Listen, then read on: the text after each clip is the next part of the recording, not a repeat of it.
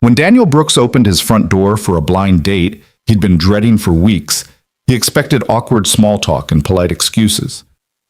What he got instead were 4 words that shattered 5 years of carefully constructed silence. "You saved my daughter's life." The woman standing on his porch, a stranger named Rachel Miller, shouldn't have known his secret. Nobody did. The anonymous decision he'd made in his darkest hour was supposed to stay buried with his grief. But somehow, impossibly, his past had just knocked on his door wearing a summer dress and knowing eyes that saw straight through every wall he'd built. If you're enjoying this story, please hit the like button and comment with your city so I can see how far this tale travels. Now, let's begin where secrets refuse to stay hidden. The Saturday morning sun filtered through the kitchen window of Daniel Brooks's modest 2-story home in suburban Portland, casting warm geometric patterns across the breakfast table where his 8-year-old son Marcus sat demolishing a stack of chocolate chip pancakes. Daniel stood at the sink, rinsing dishes with the practiced efficiency of someone who'd been doing it alone for 5 years, half listening to Marcus's animated recap of last night's sleepover at his best friend Tyler's house. And then Tyler's dad let us stay up until almost midnight watching that space movie, the one with the robots, and there was this part where, "Dad, are you even listening?" Daniel turned, dish rag still in hand, and offered an apologetic smile. "Sorry, bud, the space movie with robots. You stayed up way too late, and I'm going to have words with Tyler's dad about corrupting my son's bedtime routine." Marcus grinned, syrup glistening on his chin. "You're not mad, though." "I'm never mad at you."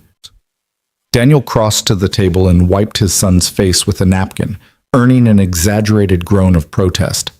"But I am wondering if you're going to have enough energy for soccer practice this afternoon."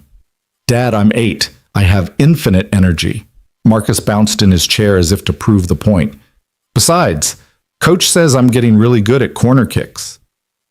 Daniel felt that familiar tightness in his chest, the one that came whenever he watched his son growing up, becoming more confident, more independent, more like Sarah had been. His late wife's absence was a constant presence in their lives, woven into every mundane moment, every milestone. She should have been here to see Marcus score his first goal, lose his first tooth, start 3rd grade with that nervous excitement that made him talk twice as fast. "Your mom would be so proud of you," Daniel said quietly, then immediately regretted it when he saw the flicker of sadness cross Marcus's face. "I wish she could see me play," Marcus said, his voice smaller now. Daniel squeezed his son's shoulder. "She can, kiddo. Somehow, I know she can." The moment hung between them, familiar and heavy, until Marcus's natural resilience kicked in and he brightened again. "So are you excited about your date today?" Daniel groaned and returned to the sink. "I'm not calling it a date. Grandma Joan called it a date. She said it was high time you got back out there." Marcus did a remarkably accurate impression of Daniel's mother-in-law's insistent tone. "Grandma Joan needs to mind her own business," Daniel muttered, but without heat. Joan meant well. They all did. His friends, his family, even his colleagues at the architectural firm where he worked. 5 years was apparently the socially acceptable statute of limitations on grief, the point at which well-meaning people felt entitled to start pushing you back into the world of the living. The truth was, Daniel had agreed to this coffee meeting mostly to get everyone off his back. His college roommate Dave had been pestering him for months about meeting his wife's friend, Rachel, a nurse at the same hospital where Dave's wife worked. "She's great, man. Smart, funny, been through some tough stuff herself. Just coffee, low pressure. What's the worst that could happen?" Daniel could think of several worst-case scenarios, all of them involving awkward silences and the inevitable moment when he'd have to explain that he wasn't really ready for this, that his heart still felt like a locked room where Sarah's memory lived untouched, that the idea of laughing with someone new felt like a betrayal of everything he'd lost. But he'd agreed anyway, because that's what you did when enough people told you it was time. You went through the motions, you showed up, you tried. "What time is she coming?" Marcus asked. Daniel glanced at the microwave clock, 10:17. "About an hour, which means you need to finish breakfast and get ready for practice." "Can I meet her?" "Absolutely not." "Why not?" "Because it's just coffee, not a family introduction. And because you," Daniel poked his son gently in the ribs, are a distraction. Marcus giggled and squirmed away. I'll be on my best behavior, I promise. That's what worries me. Daniel ushered him toward the stairs. Go brush your teeth and get your soccer stuff ready. Tyler's mom is picking you up at 11. As Marcus thundered up the stairs with the subtle grace of a small elephant, Daniel leaned against the kitchen counter and took a deep breath. The house felt too quiet suddenly, the way it always did when he had time to think. He'd gotten good at filling the silence, with work, with Marcus's activities, with the endless logistics of single parenthood, but moments like this still caught him off guard. His phone buzzed, a text from Dave. Good luck today, man. Just be yourself. And remember, Rachel's nervous too. Daniel typed back, that makes one of us. I'm not nervous. I'm dreading it. Dave's response came immediately. Same thing, dumbass. You got this. Daniel smiled despite himself and pocketed the phone. He looked around the kitchen, suddenly seeing it through a stranger's eyes. It was clean, but cluttered, lived in. Marcus's crayon drawings covered the refrigerator. A stack of architectural blueprints sat on the counter where Daniel had been working late last night. Sarah's favorite coffee mug still hung on its hook by the window, the one with the faded logo from the hospital where she'd done her residency. Daniel had tried putting it away once, 2 years ago, and Marcus had cried for an hour. Now it just lived there, a small shrine neither of them acknowledged but both needed. The doorbell rang at exactly 11:20, punctual to the point of making Daniel wonder if Rachel had been sitting in her car waiting for the right moment. He'd changed clothes 3 times, finally settling on jeans and a button-down shirt that Marcus had declared dad nice, not weird nice, whatever that meant. His hair was still damp from a shower, and he realized as he walked to the door that his heart was actually pounding. Just coffee, low pressure, get through an hour, and everyone would stop nagging him. He opened the door. The woman standing on his porch was somewhere in her mid-30s, with shoulder-length brown hair pulled back in a simple ponytail and eyes that were an unusual shade of gray-green. She wore a sundress with a light cardigan, and she was smiling, but there was something tentative about it, like she was bracing herself for disappointment. Hi, she said. I'm Rachel. You must be Daniel. That's me. He stepped back. Come on in. I just need to grab my keys and... She was staring at him now, really staring, and her smile had frozen into something that looked almost like shock. The color drained from her face. Daniel stopped mid-sentence. Are you okay? Rachel took a small step forward, her eyes locked on his face with an intensity that made him deeply uncomfortable. When she spoke, her voice was barely above a whisper, trembling with emotion he couldn't identify. I know you. Daniel's stomach dropped. For a wild second, he wondered if they'd met before and he'd somehow forgotten, though he was certain they hadn't. I don't think we've... You saved my child's life. The words hit him like a physical blow. The world seemed to tilt sideways. The pleasant spring afternoon, the birdsong from the neighbor's yard, Marcus's voice calling something from upstairs. It all receded into white noise. No. She couldn't know. Nobody knew. It was anonymous. It was supposed to be anonymous. I think you have me confused with someone else. His voice sounded wrong even to his own ears, too tight, too defensive. Rachel shook her head slowly, and tears were forming in her eyes now. 5 years ago. You donated blood stem cells. They told me the donor was anonymous, that I'd never know who saved Emma, but I've worked in oncology for 12 years. I know what those scars look like. She was looking at his wrist now, at the small faded marks on his right arm where the needles had gone in during the apheresis procedure. I've seen them on hundreds of donors. And your blood type, Dave's wife mentioned you were O negative. Emma needed a specific HLA match, and the odds, her voice broke. The odds were impossibly small. But someone matched, someone agreed, and my daughter lived. Daniel felt like he couldn't breathe. His hand instinctively moved to cover the scars, a futile gesture. Rachel, I'm not supposed to know, she continued quickly, wiping at her eyes. The registry protects donor anonymity for good reason. But I've thought about you every single day for 5 years. I've wondered who you were, what your life was like, if you had any idea what you'd done. I wrote you letters I could never send, and now you're Dave's friend, and you're standing here, and She pressed her hand to her mouth, overwhelmed. I'm sorry. This is completely inappropriate. I shouldn't have said anything. I should turn around and leave, and we can both pretend this never.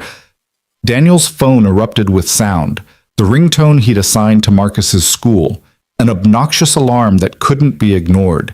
He grabbed it reflexively, saw Lincoln Elementary on the screen, and his entire body went cold with the particular dread every parent knows. This is Daniel Brooks. Mr. Brooks, this is Susan Chen from the nurse's office. Marcus is fine, but there's been an incident on the playground. He fell from the monkey bars and hit his head. He's conscious and talking, but we need you to come pick him up immediately. We're recommending he be seen by a doctor as a precaution. The world snapped back into sharp focus. Marcus, injured. Nothing else mattered. I'm on my way. 10 minutes. He was already grabbing his keys from the hook by the door, his mind racing through protocols, concussion symptoms, emergency room wait times, whether he should call ahead. Rachel was already moving. I'll drive. You're in no state to drive safely. Where's the school? You don't have to. I'm a pediatric nurse, she said firmly, already heading for the silver Honda in the driveway. And your hands are shaking. Give me the address, now. Daniel looked down and realized she was right. His hands were trembling. He climbed into the passenger seat, gave her the address, and she pulled out with smooth efficiency, already asking questions in a calm, clinical voice that cut through his panic. How old is Marcus? 8, 9 in July. Any history of seizures or head injuries? No, nothing. He's healthy. He's always been healthy. What did they say about his symptoms? Is he confused, nauseous? They said he's conscious and talking. That's all they said. Daniel pressed his palm against his forehead. I should have been there. He was at Tyler's last night, and I should have skipped soccer practice today. Should have... Daniel. Rachel's voice was gentle but firm. Kids fall. It happens. You didn't do anything wrong. They drove in silence for a moment. Daniel watched the familiar streets blur past, his mind still reeling from the impossible convergence of events. 20 minutes ago, he'd been worried about making small talk over coffee. Now his son was hurt, and the woman driving him to the school was claiming he'd saved her daughter's life, and everything felt like it was happening to someone else. How did you know? He asked quietly. Really? The scars could be from anything. Rachel kept her eyes on the road. I didn't know for sure until you reacted the way you did. But I've had a feeling since Dave first mentioned your name.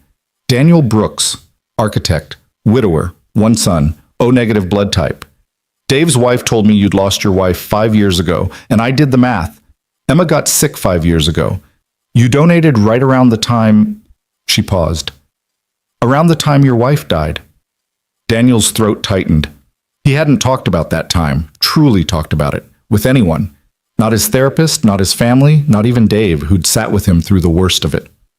Sarah had been sick for 6 months. Pancreatic cancer, diagnosed too late, moving too fast. The oncologist had given her a year. She'd made it 8 months. Near the end, when the hospice nurse had suggested they start saying their goodbyes, Daniel had felt like he was drowning. The house was full of people, family, friends, colleagues, all offering condolences and casseroles and utterly useless platitudes about how Sarah was in a better place now. He needed to do something, anything, that felt like life instead of death. The bone marrow registry had sent him an email 2 days before Sarah died. He'd signed up years earlier during a donor drive at work and forgotten about it. The email said he was a potential match for someone who needed stem cells. Would he be willing to donate? He'd said yes without hesitation. Had driven to the clinic the day after Sarah's funeral while his mother-in-law watched Marcus. Had sat in a chair for 5 hours while his blood cycled through a machine that filtered out stem cells and returned the rest. The nurse had told him he was saving someone's life, probably a child. Had asked if he wanted to write a letter to them. He'd declined. It didn't feel like heroism. It felt like the only thing he could control in a world where cancer took his wife and left him alone with a 3-year-old who kept asking when mommy was coming home. I wasn't trying to save anyone, Daniel said finally, his voice rough. I was just trying to feel like the world wasn't entirely pointless.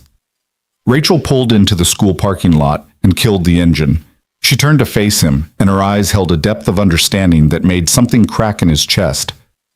You did both, she said softly. whether you meant to or not. They walked into Lincoln Elementary together, Rachel slightly ahead, moving with the purposeful efficiency of someone who'd navigated countless hospital corridors.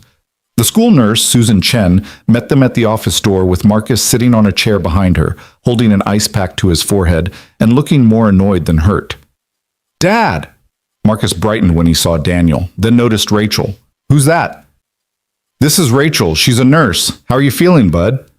"Fine. I told Mrs. Chen I'm fine. It's just a bump." Marcus lifted the ice pack to show a small red welt on his forehead. "Tyler dared me to skip 3 bars and I almost made it." Susan Chen gave Daniel an apologetic look. "School policy requires parent pickup for any head injury. He's been alert and responsive the whole time, no signs of concussion, but you'll want to monitor him for the next 24 hours. Rachel was already crouching in front of Marcus, gently tilting his head to examine the injury. "Hey there, Marcus. I'm going to ask you some questions, okay? What's your full name?" "Marcus James Brooks." "Good. What day is it?" "Saturday. Soccer practice day." "Do you remember falling?" "Yeah, I grabbed the bar wrong and my hand slipped. It was stupid." He looked at Daniel. "Am I in trouble?" "No, kiddo, just scared me." Daniel's voice was still shaky. Rachel pulled a small pen light from her purse and checked Marcus's pupils. "Follow the light with your eyes. Don't move your head." She watched carefully, then nodded. "Pupils equal and reactive." "Marcus, does your head hurt?" "A little, like a medium hurt, not a bad hurt." "Do you feel dizzy or sick to your stomach?" "No." "Did you black out at all, even for a second?" "No, I was awake the whole time. It was actually kind of cool. Everyone came running over." Marcus grinned, then winced and touched his forehead. "Ow." Rachel stood and turned to Daniel and Susan. "He's fine. Normal bump, no signs of concussion. Keep the ice on it for another 15 minutes, and watch for unusual drowsiness, vomiting, or confusion over the next day. If anything concerns you, take him to urgent care, but honestly, he'll probably have a colorful bruise and a great story for his friends." Daniel felt the tension drain from his shoulders. "Thank you. It's what I do." Rachel smiled at Marcus. "You got lucky, kiddo. Next time maybe don't skip 3 bars?" "That's what Mrs. Chen said." "Mrs. Chen is smart." They signed the necessary paperwork and walked back to Rachel's car, Marcus chattering about the fall and soccer practice and whether he'd be allowed to play with a battle wound. Daniel caught Rachel's eye over his son's head, and she was smiling with the particular warmth of someone who understood exactly how terrifying parental panic could be. "Still want to get coffee?" Daniel asked when they reached the car. "Or has this been enough excitement for one day?" Rachel checked her watch. "I have to be at the hospital for a shift at 4, so we'd be cutting it close," but she hesitated, then seemed to make a decision. "How about I follow you home? I'd like to sit with Marcus for a bit, make sure that bump doesn't develop into anything concerning. And maybe we can talk. Really talk. If you want to." Daniel looked at his son, then back at Rachel, at the woman who'd appeared on his doorstep, knowing his deepest secret, who'd driven him to his son's school without hesitation, who was looking at him now with something that might have been hope or might have been fear. He couldn't quite tell. "Yeah," he said, "I think I'd like that." The drive back to the house felt different than the frantic journey to the school. Marcus sat in the back seat of Daniel's car. Rachel had insisted on following rather than having Daniel leave his vehicle at the school, narrating the fall in increasingly dramatic detail. Daniel listened with half his attention, the other half still processing the impossible reality of what had happened. Rachel Miller, the nurse whose daughter he'd saved, here, now, in his life. Back at the house, Daniel settled Marcus on the couch with a fresh ice pack and turned on a movie, ignoring his son's protests that he was fine and didn't need to rest. Rachel stood in the kitchen doorway, seeming suddenly uncertain now that the crisis had passed. "Coffee?" Daniel offered. "For real this time?" "That would be nice." He moved through the familiar ritual of making coffee, hyper-aware of her presence in his space. She didn't sit down, instead wandering slowly around the kitchen, taking in the drawings on the fridge, the organized chaos of their lives. "Your son is lovely," she said quietly. "He has your eyes. He has his mother's smile." Daniel poured 2 mugs and handed her one. She died 5 years ago, pancreatic cancer, but I guess you already knew that. Dave's wife mentioned it. I'm so sorry. Everyone's sorry. It doesn't change anything. The words came out harsher than he intended. He softened his tone. I'm sorry. I don't talk about it much. You don't have to talk about it at all. Rachel cradled the mug in both hands. This is already so far beyond what I should have said or done. I ambushed you. I violated your privacy. You recognized a scar and put pieces together. That's not a violation. It feels like one. She met his eyes. The registry protects donor anonymity because people need to know their choice won't come back to complicate their lives. You made an incredibly generous decision during the worst time of your life, and you deserve to have that be anonymous. Instead, I showed up and you saved my son today. Daniel set down his mug. You kept me calm when I was panicking. You knew exactly what to do, so maybe we're even. Rachel's laugh was shaky. That's not how this works. Then how does it work? She was quiet for a long moment, staring into her coffee. When she spoke, her voice was soft but steady. 5 years ago, my daughter Emma was 4 years old. She started getting tired all the time, bruising easily. We thought it was just normal kid stuff until her preschool teacher noticed she was pale and called me. I took her to the pediatrician, who sent us immediately to the ER. By that night, we had a diagnosis: acute lymphoblastic leukemia. Daniel felt his chest tighten. He didn't know much about childhood cancers, but he knew enough to understand what that diagnosis meant. The next 2 years were hell, Rachel continued. Chemotherapy, radiation, endless hospital stays. Emma lost her hair 3 times. She missed her 5th birthday party because her counts were too low and she was in isolation. Her father, my ex-husband, couldn't handle it, left us 6 months into treatment, said he couldn't watch his daughter die. Her voice hardened. Except she wasn't dying, she was fighting, and she needed him, and he left. I'm sorry. Don't be. I'm better off without him. Emma's better off without him. Rachel took a sip of coffee. But the cancer came back. After a year of remission, it came back, and this time the doctor said her only chance was a stem cell transplant. They tested her brother, my older son Jake, but he wasn't a match. Neither was I. They searched the registry and found you. A perfect match. 10 out of 10 markers. The doctor said it was like finding a needle in a cosmic haystack. I didn't do anything special, Daniel said quietly.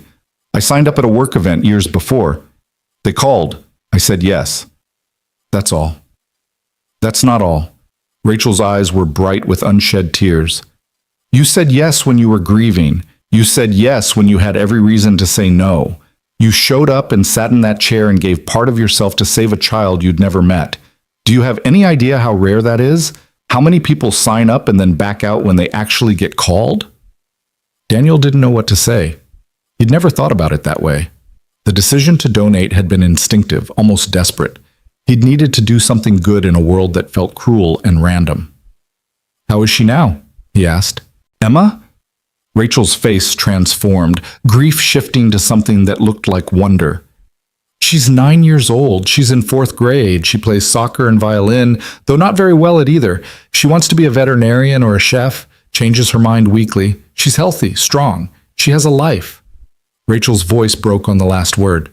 Because of you, she has a life.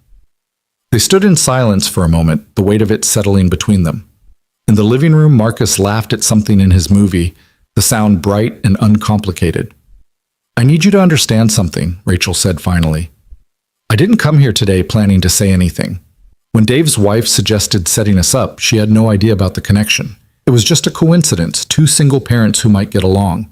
I almost said no because I was worried. What if he was the donor? What if I recognized something? But I thought the odds were impossibly small, and I've been alone for a long time, and She trailed off, then shook her head. And then I saw you, and I knew. I didn't mean to know, but I did. I'm glad you told me, Daniel said, and was surprised to find he meant it. I've never thought about the person who got my donation. The registry gives you the option to exchange anonymous letters after a year, but I never did. It felt too raw. I was still drowning in my own grief, and I couldn't handle more emotion. He paused. But I've wondered sometimes. If it worked. If they survived. She survived. Rachel smiled through tears. She thrived.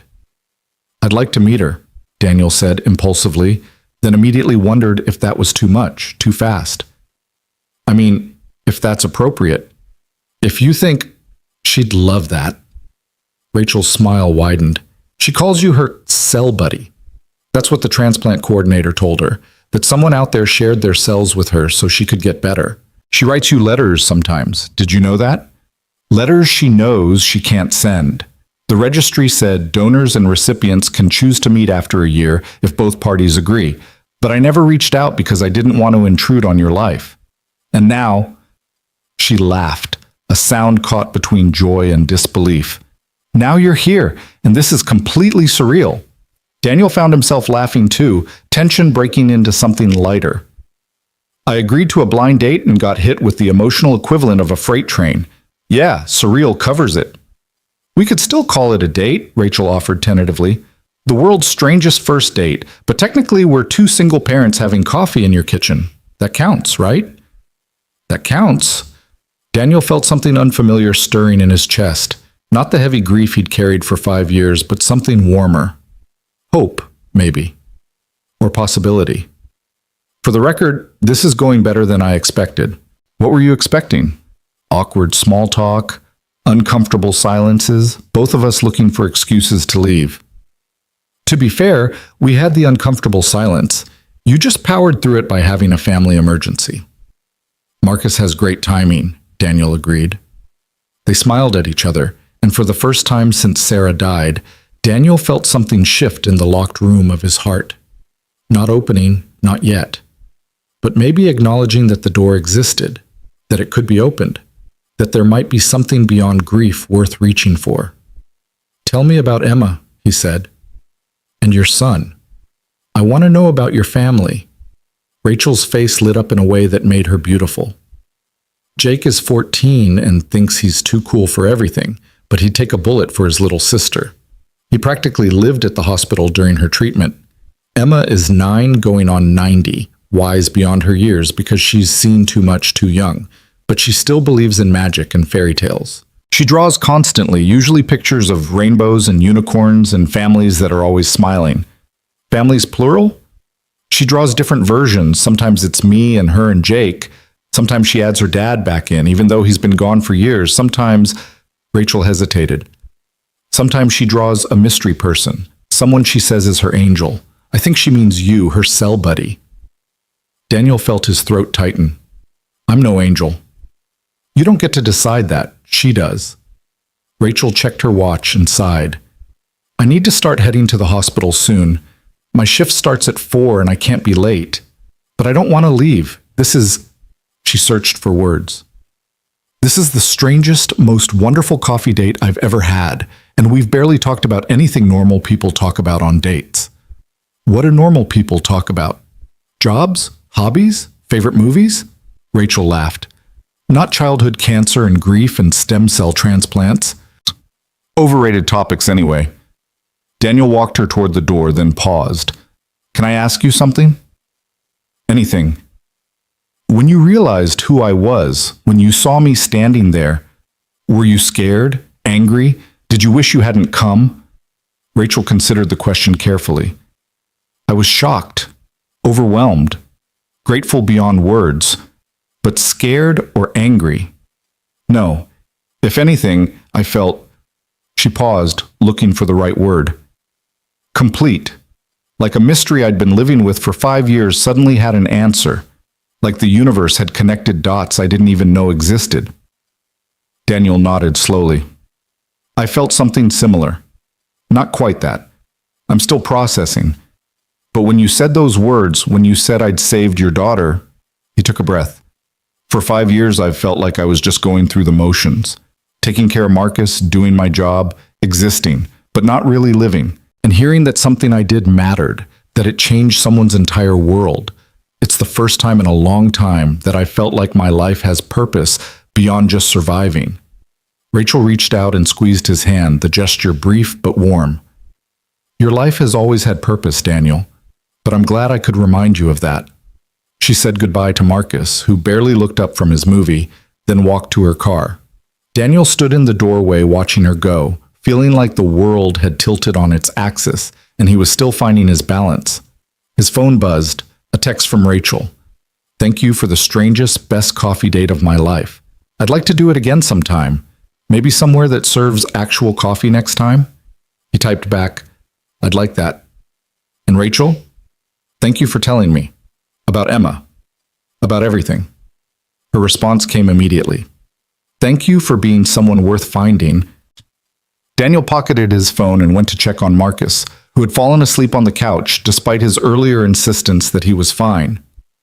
Daniel adjusted the ice pack, turned off the TV, and sat in the armchair across from his son, just watching him breathe. 5 years ago, in the depths of his grief, he'd made a decision that felt small and necessary, a way to create some light in overwhelming darkness. He'd given part of himself to a stranger, asking nothing in return, expecting nothing in return. And now that decision had circled back to him in the form of a woman with gray-green eyes and a daughter who drew angels and called him her cell buddy. The universe, it seemed, had a strange sense of timing. Daniel picked up his phone and opened his photo gallery, scrolling back 5 years to the pictures from that time. There were only a few. He'd barely been able to function, let alone document anything. But there was one from the donation day, taken by the nurse who'd managed his apheresis. Daniel sitting in the clinic chair, pale and exhausted, with thin tubes connecting his arms to the humming machine. He'd deleted it a dozen times and kept restoring it, unable to fully let go of that moment.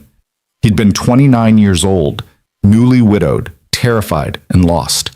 He'd sat in that chair feeling like he was falling through space with nothing to hold on to. Now he was 34. Still widowed, still terrified sometimes, but not quite as lost. And the decision he'd made in that clinic, the one that felt desperate and small, had saved a 4-year-old girl and given her mother hope and brought them both into his life at exactly the moment when he'd finally, reluctantly, agreed to try living again. Maybe the universe didn't have a strange sense of timing after all. Maybe it had perfect timing, and Daniel just hadn't been able to see it until now. His phone buzzed again. Another text from Rachel. "I forgot to ask. Does Marcus play soccer on a team? Jake plays too. Maybe they could meet. Slowly if you want. No pressure. Just a thought." Daniel smiled and typed back, "Let's talk about it. One step at a time, but yes, I'd like that." He looked at his sleeping son, at the small bruise forming on his forehead, at the peaceful expression on his face. Marcus looked so much like Sarah in sleep, the same delicate features, the same slight smile even in dreams. "Your mom would have liked Rachel," Daniel whispered to his son. "She would have liked this whole crazy story." And for the first time in 5 years, Daniel felt like Sarah's memory wasn't a weight he carried, but a presence that walked beside him, approving, encouraging, whispering that it was okay to open that locked door just a crack, that there was room for grief and hope to coexist, that one quiet act of kindness could echo forward in ways he'd never imagined. Outside, the afternoon sun moved across the sky, and Daniel sat with his sleeping son, his phone warm in his hand, thinking about gray-green eyes and second chances, and the strange, beautiful way the world sometimes rewarded decisions made in darkness with light that came when you least expected it.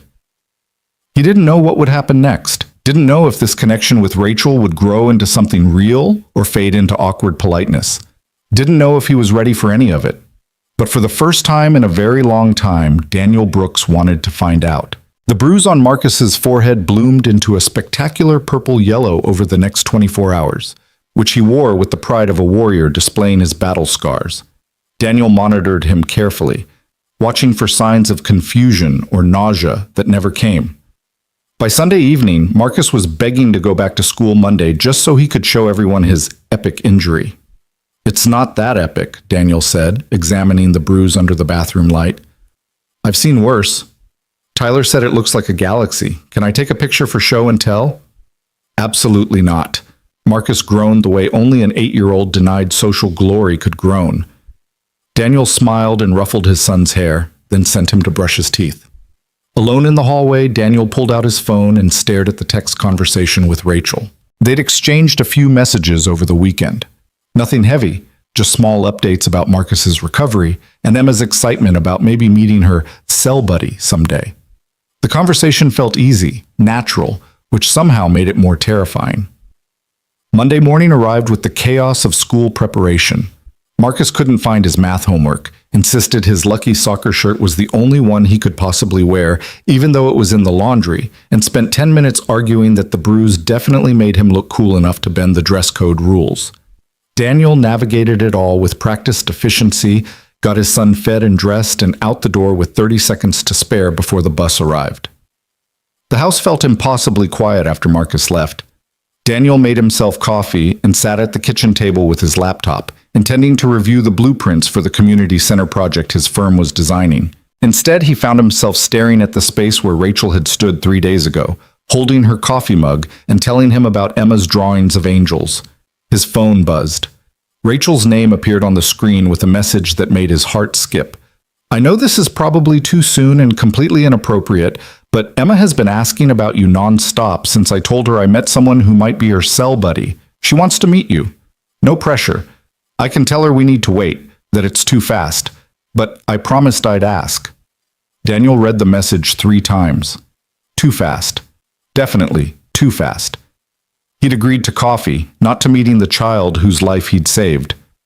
That felt like crossing a line into something he wasn't ready for, something that would make all of this impossibly real and complicated. He typed, "Can I think about it?" Rachel's response came immediately. "Of course, take all the time you need. I'm sorry for pushing." "You're not pushing, I just need to process." "I understand, really." Daniel set down his phone and stared at his cold coffee. What was he afraid of exactly? Meeting a 9-year-old girl who'd survived cancer? Seeing the tangible proof that his decision 5 years ago had meant something? Or was he afraid that meeting Emma would break something open inside him that he'd been working very hard to keep sealed? His phone rang, Dave's number. "Tell me you didn't completely screw up the date," Dave said by way of greeting. Daniel laughed despite himself. "Hello to you too. I'm serious, man.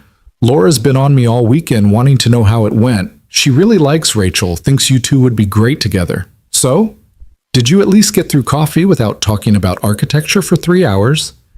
"We didn't actually make it to coffee. Marcus fell at school and Rachel drove me to pick him up." "Oh, damn, is he okay?" "He's fine." Bumped his head, earned bragging rights, but Rachel stayed and helped. She's a pediatric nurse, so she knew exactly what to do. Daniel paused, weighing how much to say. "Dave, did Laura tell Rachel anything specific about me? About my medical history?" "Just the basics. Widower, 1 kid, architect." "Why?" "Rachel knew things. About a medical donation I made 5 years ago. She figured out I was the stem cell donor who saved her daughter's life." The silence on the other end stretched so long Daniel thought the call had dropped. "Dave? Are you messing with me right now? Because that's not funny." "I'm completely serious. Rachel's daughter Emma had leukemia 5 years ago. She needed a stem cell transplant. I was the anonymous donor. Rachel recognized me." "Holy..." Dave exhaled sharply. "That's impossible. The odds of that are like winning the lottery while getting struck by lightning. Apparently cosmic haystack statistics apply." "And you're sure? Like 100% sure?" "Rachel's a nurse who's worked in oncology for years. She recognized the donation scars on my wrist. She knew my blood type. The timeline matches perfectly." Daniel rubbed his face. "It's real, Dave. Impossibly real." "That's..." Dave seemed to be struggling for words. "That's the most insane thing I've ever heard. And I once watched a guy juggle chainsaws while riding a unicycle, so that's saying something." "She wants me to meet Emma, the daughter. Says she's been asking about me since Rachel told her." "Are you going to?" "I don't know." Daniel stood and paced the kitchen. "Part of me wants to. Part of me is terrified. What if meeting her makes everything too complicated? What if I can't handle it?" "Daniel, listen to me." Dave's voice turned serious. "You've spent 5 years being the world's most dedicated single dad, throwing yourself into work and Marcus's life and basically existing on autopilot. Now you've got a chance at something real with someone who already knows the worst thing that ever happened to you, who gets it, who's been through her own version of hell. And yeah, it's complicated. Yeah, it's scary. But when has anything worth having ever been simple?" Since when did you become a philosopher? Since my idiot best friend finally got a second chance and is about to talk himself out of it. Dave's tone softened. I'm not saying marry the woman tomorrow. I'm saying meet the kid. See what happens. Let yourself feel something other than grief and responsibility for 5 minutes. Daniel knew Dave was right, which made it more annoying. I hate when you make sense. I know, it's my best quality. Dave paused. For what it's worth, Laura says Rachel's been alone for 4 years. Her ex abandoned her right when Emma got sick. She's raised 2 kids basically single-handedly while working full-time and managing a childhood cancer crisis. She's tough as hell, Daniel. And if she's willing to put herself out there after all that, maybe you should be too. They talked for a few more minutes before Dave had to go. Daniel sat with the silence again, his friend's words echoing in his head. Finally, he picked up his phone and typed, I'd like to meet Emma. When works for you? Rachel's response came fast enough that she must have been staring at her phone. Really? You're sure? I'm terrified, but yes. How about Wednesday after school? We could meet at the park near the hospital. Emma loves the playground there, and it's neutral territory. Casual. Jake will be at basketball practice, so it would just be me and her. Daniel's finger hovered over the keyboard. Wednesday was 2 days away. Not enough time to prepare emotionally, but probably more than enough time to talk himself out of it entirely if he waited longer. Wednesday works. What time? 4 o'clock? I get off shift at 3 and can pick her up from school. 4 o'clock at Memorial Park, I'll be there. Thank you, Daniel. This means everything to her, to both of us. He set down his phone and noticed his hands were shaking again, the same way they'd shaken when the school called about Marcus. Fear and anticipation twisted together in his chest. He was going to meet the girl he'd saved, the child who existed because of a decision he'd made in his darkest moment. The thought was almost too big to hold. Tuesday passed in a blur of work and routine. Daniel threw himself into the community center project, refining the design until his colleague Anna had to physically remove the stylus from his hand and tell him to go home. Marcus had soccer practice that afternoon, and Daniel stood on the sidelines with the other parents, only half watching the drills while his mind spun through scenarios for tomorrow's meeting. What did you say to a 9-year-old who owed you her life? How did you explain that you were just a broken person trying to do one good thing? And what if Emma was disappointed? What if the reality of him couldn't match up to whatever story she'd built in her head about her cell buddy? Mr. Brooks? A voice pulled him from his thoughts. Tyler's mom, Jennifer, was looking at him with concern. You okay? You've been staring at the same spot for 10 minutes. Sorry, long day. I heard about Marcus's fall. That bruise is impressive. He's very proud of it, Jennifer laughed. Boys and their battle scars. Tyler was jealous he didn't have a matching one. She paused, studying Daniel's face. You sure you're okay? You seem distracted. Daniel considered deflecting, then decided he was tired of carrying everything alone. I'm meeting someone important tomorrow, someone I helped a long time ago, and I'm nervous about it. Someone you helped? Like a former client? Something like that. He managed a smile. I'm probably overthinking it. You're definitely overthinking it, Jennifer said kindly. But that's what parents do. We overthink everything, goes with the territory. That night, Daniel lay awake long after putting Marcus to bed, staring at the ceiling and remembering. The donation day came back in fragments. The clinical smell of the facility, the hum of the apheresis machine, the nurse who'd told him he was saving a life. He'd felt numb then, going through the motions because it was something to do besides drown in grief. Sarah had been dead for 3 days. The funeral flowers were still wilting in his living room. His mother-in-law was staying to help with Marcus, and the house felt full of people but utterly empty of the only person who mattered. Sitting in that chair with needles in his arms, Daniel had thought, at least someone's family won't be destroyed today. At least someone will get to keep living. It had felt like the smallest possible compensation for the massive injustice of Sarah's death. A stranger's child would survive because his wife couldn't. Now that stranger had a name. Emma. A 9-year-old who drew pictures and played soccer badly and wanted to meet her cell buddy. Wednesday arrived with crystalline clarity, the kind of spring day that made everything feel possible. Daniel took Marcus to school, went through the motions at work, and left at 3:30. The The park was a 15-minute drive from his office, enough time for his anxiety to ratchet up to near panic levels. He arrived early and sat in his car, watching families on the playground. Kids shrieked and ran, parents pushed swings, life happened with careless ease. Daniel spotted Rachel's Honda pulling into the lot at exactly 4 o'clock. His heart hammered as she parked 3 spaces away. Rachel got out first, then opened the back door. A small figure emerged, a girl with a purple backpack and long dark hair pulled into a ponytail. She wore jeans and a t-shirt with a cartoon unicorn on it. She looked healthy, strong, alive. Emma spotted Daniel getting out of his car and froze.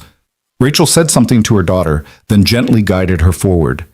Daniel forced his legs to move, to close the distance between them.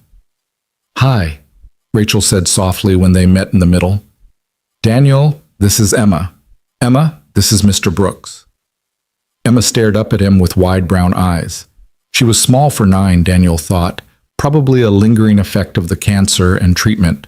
But there was nothing fragile about the way she looked at him. Her gaze was direct, searching, impossibly wise for someone so young. "Hi, Emma," Daniel managed. His voice sounded too loud. "You're really him?" Emma's voice was quiet but clear. "You're my cell buddy?" "I am." Emma's eyes filled with tears. Without warning, she launched herself forward and wrapped her arms around Daniel's waist, pressing her face against his chest. Daniel stood frozen for a heartbeat, then slowly brought his arms around her small frame. She was crying, and he was crying, and Rachel was crying, and the whole world seemed to narrow down to this moment, this impossible, beautiful moment. "Thank you," Emma whispered against his shirt. "Thank you for saving me. Thank you for giving me my life back." Daniel couldn't speak. His throat had closed completely. He just held this child, this living, breathing proof that his grief had transformed into something precious, and let himself feel the weight of it. 5 years of wondering, of not knowing, of carrying that decision like a secret. And here she was. Here was the answer. When Emma finally pulled back, she was smiling through tears. "Mom said you didn't want anything for helping me, but I made you something anyway, just in case I ever met you." She dug into her backpack and pulled out a folded piece of paper, worn at the edges like it had been opened and refolded many times. Daniel unfolded it carefully. It was a drawing, crayon and marker, the kind of art only children create with complete unselfconscious joy. It showed 2 figures holding hands under a rainbow. One was small with long hair, clearly Emma. The other was taller, with a smile and something that might have been wings. "That's you," Emma explained, pointing to the taller figure. "That's my angel. I drew this when I was in the hospital, when I was really sick. Mom told me someone out there was sharing their cells with me so I could get better, and I imagined what you looked like. I got some parts wrong. You're not as tall as I thought, and you don't actually have wings, but I got the important part right." "What part is that?" Daniel's voice cracked. "The smile. You look like someone who smiles even when they're sad. That's what angels do." Rachel made a small sound, pressing her hand to her mouth. Daniel carefully refolded the drawing and put it in his jacket pocket, right over his heart. "Can I tell you something, Emma?" He crouched down so he was at her eye level. "When I helped you, I was very sad. Someone I loved very much had just died, and I felt like the whole world was dark. But helping you, knowing that maybe someone wouldn't have to feel as sad as I did, that made the darkness a little lighter. So you helped me too. We helped each other."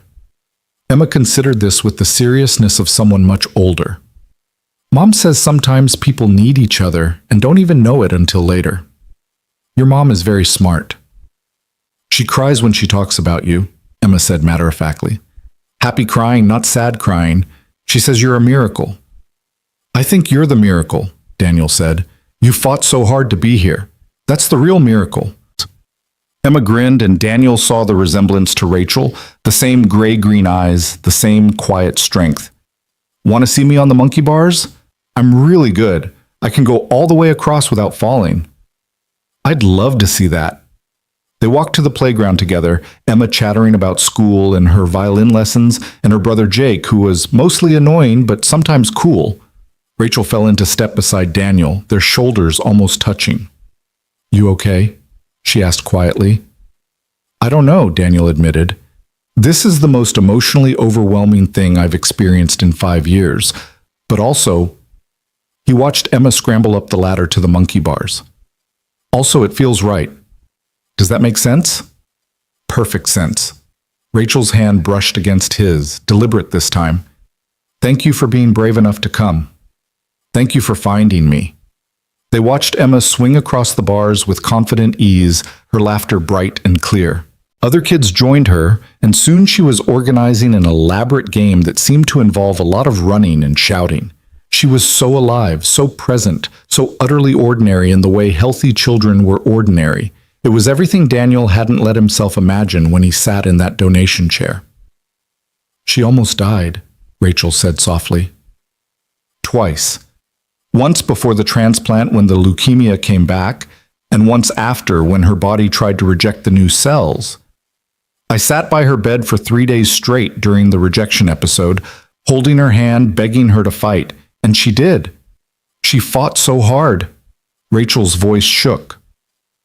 "I tell myself I'm the one who got her through it, but the truth is you gave us the fighting chance. Without that transplant, without your cells, she wouldn't be here. I wouldn't be here. Not really.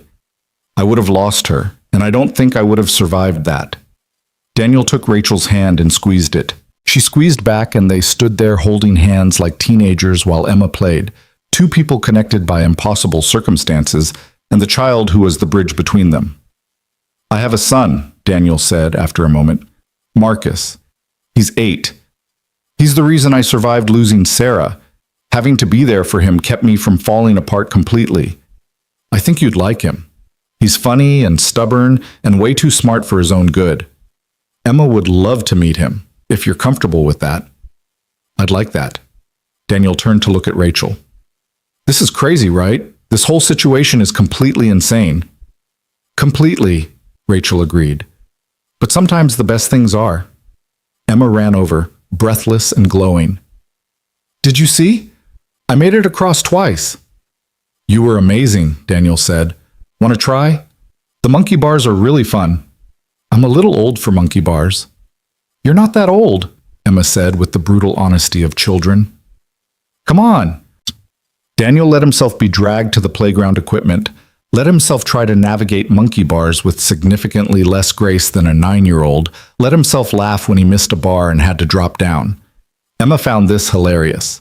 Rachel filmed it on her phone, grinning. For an hour, they just played. Emma showed Daniel every corner of the playground, introduced him to her favorite swing, insisted they all three go down the slide together in a chain. It was ordinary and extraordinary at the same time, the kind of afternoon that should have been unremarkable except for the weight of everything unspoken beneath it. As the sun started to sink lower, Rachel checked her watch. "We should get going, Em. Jake's practice ends at 5:30 and we need to pick him up." Emma's face fell. "Already? But we just got here. We've been here an hour and 15 minutes. That's not just. Can Mr. Brooks come to dinner?" Emma looked up at Daniel with hopeful eyes. "Please? I want him to meet Jake, and I want to show him my rock collection." Daniel glanced at Rachel, who gave him a small smile and a shrug that said, "Your call." He thought about his empty house, the frozen dinner he'd planned to heat up, the evening of pretending to watch TV while actually just existing. "I'd like that," he said, "if it's really okay." "It's more than okay," Rachel said. "Fair warning, though, Jake is 14 and currently in the phase where he pretends nothing impresses him. Don't take it personally." They caravanned to Rachel's house, a modest ranch-style home in a neighborhood that reminded Daniel of his own. Middle-class, family-oriented, trees lining the streets. Emma bounded out of Rachel's car the second it stopped and waited impatiently for Daniel to park. Come on, I want to show you everything." Inside, the house had the comfortable chaos of a family actively living in it. School papers covered the refrigerator, shoes piled by the door, a stack of library books teetered on the coffee table. Emma grabbed Daniel's hand and dragged him on a tour, showing him her room with its collection of stuffed animals and rocks and drawings, the kitchen where she helped Mom make cookies sometimes, the backyard where they'd planted tomatoes that were growing really good. Rachel started pulling ingredients from the refrigerator. I'm making spaghetti. Hope that's okay. It's one of the few things I can cook that everyone actually eats. Spaghetti's perfect. Daniel felt awkward standing in her kitchen, unsure of his role here. Guest? Friend? Something else? You can help if you want. Or Emma will talk your ear off. Your choice. Daniel chose helping. They fell into an easy rhythm, Rachel cooking while Daniel chopped vegetables for salad, Emma chattering nonstop about everything and nothing. It felt domestic in a way that was both comfortable and terrifying. When was the last time Daniel had cooked with someone? Shared a kitchen? Years. Literally years. The front door banged open at 5:40. Mom, I'm home! A tall teenager appeared in the kitchen doorway, stopped short when he saw Daniel. Who's this? Jake, this is Mr. Brooks. He's... Rachel hesitated, and Daniel could see her calculating how much to explain. He's a friend. Daniel, this is my son Jake. Jake had his mother's coloring but his father's height, already close to 6 feet and probably not done growing. He looked at Daniel with unconcealed suspicion, the way teenage boys looked at any man in their mother's house. Nice to meet you. Daniel offered his hand. Jake shook it with a grip that was probably meant to be intimidating. You mom's boyfriend or something? Jake! Rachel's voice was sharp. What? I'm just asking. He's Emma's cell buddy, Emma announced proudly. The one who saved my life. Jake's expression transformed instantly, suspicion melting into something like awe. Wait, seriously? You're the donor? That's me, Daniel said. That's... Jake seemed to be struggling for words. That's actually pretty cool. I mean, not cool that you're here, that's weird, but cool that you did that.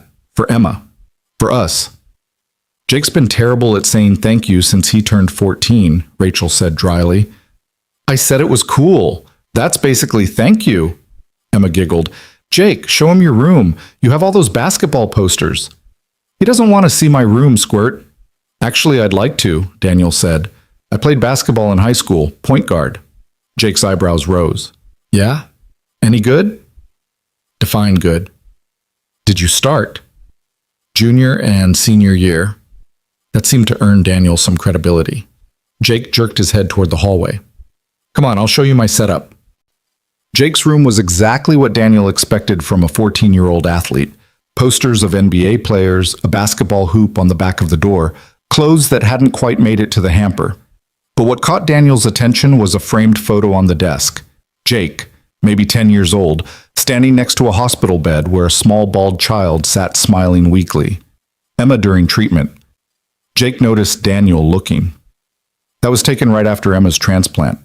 Mom made me go visit even though I was scared to see her like that, all bald and sick looking. But she was still Emma, you know, still making jokes and asking about my basketball games. His voice got quieter. I almost lost her. Almost lost my little sister. And there was nothing I could do except sit there and hope. He looked at Daniel directly. But you did something. You gave her a chance. So yeah, it's cool that you're here, even if you are kind of old. Daniel laughed. I'm 34. Like I said, old. But Jake was grinning. They talked basketball for a few minutes, Jake showing off his trophies and describing his team's playoff chances. When they returned to the kitchen, Emma had set the table with exaggerated care, and Rachel was draining pasta. Dinner was chaotic in the best way. Emma talked nonstop, Jake interjected with brotherly teasing, Rachel mediated disputes and passed garlic bread. Daniel found himself laughing more than he had in months, drawn into the comfortable chaos of their family dynamic. It felt foreign and familiar at the same time, like remembering a language you used to speak fluently. After dinner, Emma insisted on showing Daniel her rock collection, which turned into showing him her art portfolio, which turned into Jake demonstrating a complicated basketball dribbling technique in the driveway. By the time Daniel looked at his watch, it was nearly 8:30. I should go, he said reluctantly. Marcus gets home from his after-school program at 6:30, and I promised I'd call to say goodnight. Can you come back? Emma asked immediately. Please? We could have game night. Mom makes really good popcorn. Daniel looked at Rachel, who was watching him with soft eyes. You're welcome anytime, she said. If you want to, no pressure. I'd like that, Daniel said, and meant it. He said goodbye to the kids, then Rachel walked him to his car. The street was quiet now, evening settling in with the particular stillness of suburban neighborhoods after dark. "Thank you for tonight," Rachel said. "Emma hasn't stopped smiling since the park, and Jake doesn't warm up to people easily. The fact that he showed you his room is basically the teenage equivalent of a marriage proposal." Daniel laughed. "They're great kids. You've done an amazing job with them." "We've done an amazing job surviving," Rachel corrected. "There's a difference." She hesitated, then stepped closer. "I know this is all happening fast. Meeting Emma, coming to dinner, getting thrown into our chaotic family life. If it's too much, you can say so. I won't be offended." "It's not too much," Daniel said. "It's different, overwhelming sometimes, but not too much." "Good, because Emma's already planning our next gathering, something about teaching you to play her favorite board game." "What game?" "I have no idea. She invents new ones constantly." Rachel smiled. "Fair warning, she always wins, even when she's making up the rules as she goes." "I'll consider myself warned." They stood in the quiet for another moment, close enough that Daniel could smell her perfume, something light and floral. Close enough that if he leaned forward just slightly, he could kiss her. The thought caught him off guard, made his heart race. Too soon, way too soon. But Rachel was looking at him like she'd had the same thought, and maybe timing didn't matter as much as he thought it did. "I should go," he said again, but didn't move. "You should," Rachel agreed, also not moving. Daniel took a breath, stepped back. "Good night, Rachel." "Good night, Daniel." He drove home through familiar streets that somehow looked different now, like the world had shifted while he wasn't paying attention. His phone was full of texts from Marcus, updates about his day, a picture of his new best friend's hamster, 3 messages asking when Dad would be home. Daniel called him from the car. "Where were you?" Marcus demanded. "Mrs. Chen said you texted you'd be late, but you didn't say why." "I was having dinner with some new friends." "What friends? Do I know them?" "Not yet, but I think you'd like them. There's a boy your age, well, he's 9, and his brother plays basketball." "Cool, can I meet them?" "Maybe," Daniel said carefully. "We'll see." He got home to find the house exactly as he'd left it, quiet, orderly, empty. But instead of the usual weight of loneliness, Daniel felt something different. Possibility. Hope. The sense that maybe, just maybe, there was space in his life for more than just surviving. He pulled Emma's drawing from his pocket and smoothed it carefully on the kitchen table. 2 figures under a rainbow, holding hands. An angel with a smile who wasn't quite as tall as she'd imagined, but got the important parts right. Daniel picked up his phone and texted Rachel. "Thank you for tonight. For Emma. For everything." Her response came quickly. "Thank you for being exactly who you are." Daniel looked at the drawing again, at the rainbow and the smiling figure and the little girl who'd imagined him into existence before she ever knew his name. Then he carefully placed it on the refrigerator, right next to Marcus's artwork, and let himself believe that maybe happiness wasn't something that happened once and never again. Maybe it was something you could find in the spaces between grief, in the unexpected connections, in the knowledge that one quiet decision made in darkness could bloom into light you never saw coming. Maybe second chances were real after all. The following Saturday morning found Daniel standing in his kitchen, staring at 2 soccer jerseys laid out on the counter like evidence in a trial where he was both defendant and judge. Marcus sat at the breakfast table, watching with the amused patience of a child who knew his father was overthinking something simple. "Dad, it's just a soccer game. Pick one." "The blue one makes me look like I'm trying too hard. The gray one makes me look like I don't care at all." Marcus rolled his eyes with theatrical precision. "You're meeting Emma and her family at the park, not the president. Wear the gray one. It matches your normal vibe." "I have a normal vibe?" "Yeah, Dad vibe. Relaxed but responsible." Marcus grinned. "Also, you said Emma plays soccer too, right? So wear the one that says, 'I understand sports' without being weird about it." Daniel grabbed the gray jersey and pulled it on, wondering when his 8-year-old had become the voice of reason in their household. The plan was simple. Marcus's team had a game at 11, and Rachel had mentioned that Emma's team played at the same complex at 1. They'd arranged to meet for lunch in between, a casual overlap of their separate lives that felt both natural and terrifying. "Are you nervous? Marcus asked as they loaded his soccer gear into the car. Why would I be nervous? Because you've checked your phone like 50 times, and you keep doing that thing where you tap your fingers on stuff when you're thinking too hard. Daniel stopped mid-tap on the steering wheel. When did you get so observant? I'm always observant. You're just usually better at hiding when you're worried. Marcus buckled his seatbelt and looked at his father with unexpected seriousness. Is this about the lady and her kids, the ones you had dinner with? Daniel started the car, buying himself a moment to figure out how to explain this. Her name is Rachel. Her daughter Emma is 9 and her son Jake is 14. And yes, I'm a little nervous about you meeting them. Because you like the mom? The directness of the question caught Daniel off guard. It's complicated, bud. That's what grown-ups always say when the answer is yes, but they don't want to admit it. Marcus twisted in his seat to look at him. It's okay if you like her, Dad. I know you miss Mom. I miss her too. But Mom would want you to be happy, right? That's what Grandma Joan always says. Daniel's throat tightened. Your Grandma Joan says a lot of things. But she's right about this one. Marcus faced forward again, his voice matter-of-fact. I just want to know if Emma's cool. Because if you're going to date her mom, I'll probably see her a lot, and it would be better if she's not annoying. I'm not dating her mom, Daniel protested, though the words felt less certain than they should have. We're just friends. Sure, Dad, friends who make you nervous and check your phone 50 times. They drove the rest of the way in companionable silence, Marcus humming along to the radio while Daniel's mind spun through possible scenarios. What if Marcus and Emma didn't get along? What if the easy connection he'd felt with Rachel's family didn't translate to mixing their kids? What if this whole thing was moving too fast and he was about to crash it into reality? The soccer complex was already buzzing with activity when they arrived. Multiple fields, dozens of teams, parents setting up canopies and unpacking coolers. Marcus's team was warming up on field 3. Daniel walked him over, exchanged greetings with the other parents, and tried to focus on the game about to start rather than the fact that Rachel and her kids would be arriving in less than 2 hours. Marcus played well, scoring 1 goal and assisting on another. Daniel cheered from the sidelines with genuine enthusiasm, watching his son weave through defenders with a confidence that seemed to grow every week. Sarah should have been there to see it. The thought came automatically, familiar as breathing, but this time it was accompanied by something new.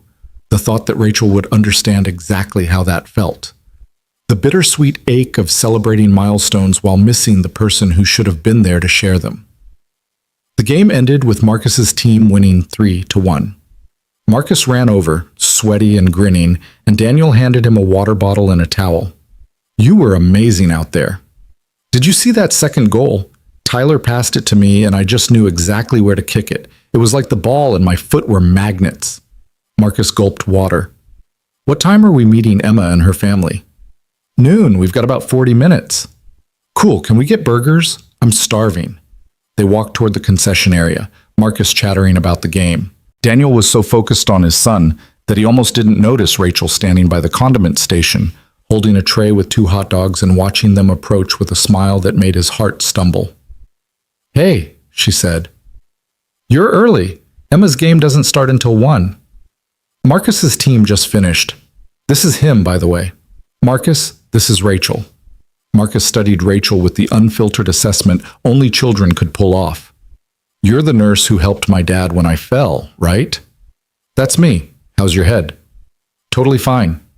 I have a cool scar now, though. Want to see? He pushed his hair back to reveal a small line on his forehead. Battle scars are important, Rachel said seriously. They tell your story. Marcus beamed. That's what I said. Dad thinks I'm being dramatic. Dads often don't understand the significance of battle scars. Rachel's eyes met Daniel's over Marcus's head, warm with amusement. Emma appeared then, running up with a soccer ball under her arm and cleats already on. She skidded to a stop when she saw Marcus, suddenly shy in a way she hadn't been at the park. Hi, she said quietly. Hi, Marcus replied with equal awkwardness. The 2 kids stared at each other for a long moment, and Daniel felt the entire trajectory of his future hanging on whether they could figure out how to connect. Then Emma noticed the logo on Marcus's soccer jersey. You play for the Wildcats? My friend Sophia plays for your team. She talks about this kid named Marcus who's really good at corner kicks. Marcus's face lit up. That's me! Sophia's the one with the really powerful kicks, right? She scored twice last week. She told me. She said you two are like the unstoppable duo. Emma's shyness evaporated. I play defense mostly. I'm not super good at scoring, but I'm really good at stealing the ball. Defense is important. My dad says games are won by good defense, not just good offense. My mom says the same thing. And just like that, they were talking over each other about soccer strategies and favorite players and whether turf or grass fields were better. Daniel exchanged a glance with Rachel, who looked as relieved as he felt. That could have gone worse, she murmured. I was preparing for awkward silence. Me too. Emma's been nervous all morning. She really wanted Marcus to like her. Why? Rachel gave him a look that suggested the answer should be obvious. Because you're important to me, which means Marcus is important, and Emma's smart enough to understand that. The simple honesty of it made Daniel's chest feel tight. For what it's worth, I was nervous too, about all of this. Past tense, you're not nervous now? Terrified actually, but in a different way. They got food, burgers for the boys, salads for the adults, fries to share, and found a picnic table in the shade. Jake appeared from wherever he'd been warming up with his club team, took one look at the situation, and raised his eyebrows at his mother. So this is happening, huh? Don't be rude, Rachel said mildly. I'm not being rude, I'm being observant. Jake dropped onto the bench next to Marcus. You're Marcus? I'm Jake. Your dad saved my sister's life. Marcus's eyes went wide. Wait, what? Daniel realized with a sinking feeling that he hadn't actually explained any of this to his son yet. Remember how I told you I donated blood cells a few years ago? Emma was the person who received them. She had leukemia. Marcus looked at Emma with new eyes. You had cancer? Emma nodded. When I was 4. But I got better because your dad helped me. Marcus struggled for words. That's really cool. I mean, not cool that you were sick. Cool that my dad helped. He never told me about that. I didn't want to make a big deal about it, Daniel said quietly. Are you kidding? That's the coolest thing ever. My dad saved someone's life. Marcus turned to Emma. So, you wouldn't be here if he hadn't done that. Probably not, Emma said with the pragmatic acceptance of a child who'd spent too much time thinking about mortality. The doctor said I needed new cells or I would die. Your dad gave me his cells. Now I'm alive. Marcus processed this, his young face serious. Then he looked at his father with something Daniel couldn't quite identify. Pride, maybe, mixed with a new understanding of the man Daniel had been in those dark days after Sarah died. You never tell me about the important stuff, Marcus said finally. I'm working on that, Daniel admitted. They ate lunch while Emma and Marcus traded soccer stories, and Jake offered periodic commentary that was roughly 70% sarcasm and 30% genuine interest. Daniel watched his son laugh at Emma's description of accidentally kicking the ball into her own goal, saw how naturally they fell into the easy rhythm of kids who'd found common ground, and felt something settle in his chest that had been anxious and tight for weeks. When Emma's game time approached, they all walked over to Field 5 together. Emma's team was called the Lightning, and they were playing a team from a neighboring town. Marcus insisted on sitting right at the front of the bleachers so he could see everything, and Daniel found himself sandwiched between his son and Rachel while Jake sprawled behind them, half watching the field and half texting someone. Emma's number 7, Rachel said as the teams took their positions. Defense, like she said. Watch how she reads the play. She's actually got really good instincts. The game started, and Rachel transformed. The calm, composed nurse Daniel had come to know became an animated soccer mom, shouting encouragement and strategic advice. Daniel found it endearing and slightly terrifying. Good position, Em. Stay with her. Watch the cross. Rachel was on her feet. That's it. Nice clear. Marcus giggled. Your mom is really into this. She gets competitive, Jake said from behind them. Last season, she got into an argument with a ref and almost got kicked out. I did not almost get kicked out, Rachel said without taking her eyes off the field. I was simply advocating for fair play. You called him blind as a bat. He was.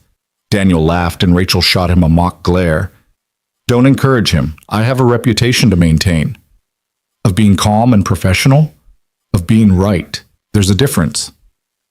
They watched the game unfold, Emma proving to be exactly as good at defense as she'd claimed. She wasn't the flashiest player, but she was smart, anticipating passes, positioning herself perfectly, breaking up plays before they could develop. In the second half, she stole the ball from an opposing forward and passed it up the field, starting the sequence that led to her team's only goal. Rachel was out of her seat cheering. Marcus joined her, having decided Emma was now his friend and therefore worth supporting enthusiastically. Jake even put down his phone to offer a genuine, "Nice play, Squirt," when Emma jogged past. The game ended in a 1-1 tie, which Emma's coach declared a moral victory against a team that had been undefeated all season. Emma ran over to them, grass-stained and glowing. "Did you see my assist?" she asked breathlessly.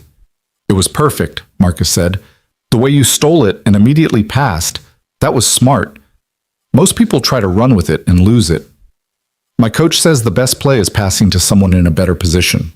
"Your coach is right." They walked back to the parking lot together, the kids leading the way and chattering about soccer while Jake trailed behind them like a teenage shepherd. Daniel fell into step beside Rachel, close enough that their shoulders brushed occasionally. "So," Rachel said. "That went well." "Better than well. They actually like each other." "Was there ever any doubt?" "Absolutely. I've been catastrophizing all week about worst-case scenarios." Rachel laughed. "Me too. I had this nightmare that Emma would say something wildly inappropriate and Marcus would cry and you'd never speak to us again." "What wildly inappropriate thing would Emma say?" "I don't know. That's what made it a nightmare. The specifics were vague, but the horror was real." They reached their cars, and Daniel felt the afternoon drawing to a close, with the inevitable momentum of good things ending. Emma and Marcus were making plans to practice together. Jake was checking the time with the impatience of a teenager who had somewhere else to be, and Rachel was giving Daniel a look that suggested she didn't want this to end either. "We should do this again," she said. "If you want, maybe not just soccer, maybe something all of us could do together." "Like what?" "I don't know, bowling, mini golf, something terrible where we're all equally bad at it." "I'm excellent at mini golf," Daniel protested. "Then we're definitely doing it. I need to see this supposed excellence." Rachel smiled. "How about next Saturday? If you're free?"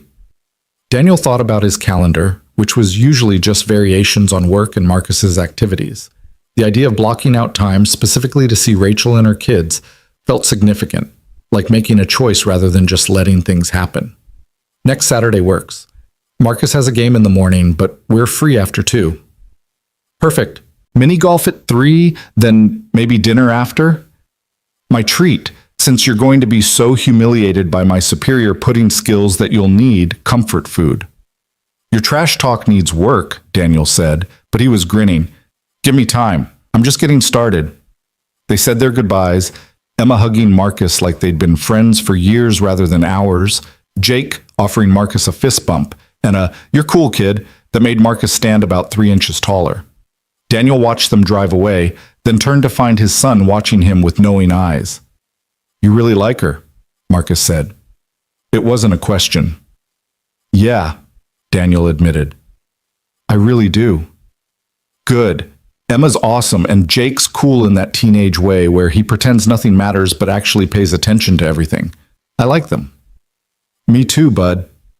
They drove home, Marcus talking a mile a minute about Emma's defensive strategies and whether they should practice together before the next game. Daniel listened with half his attention, the other half replaying the afternoon.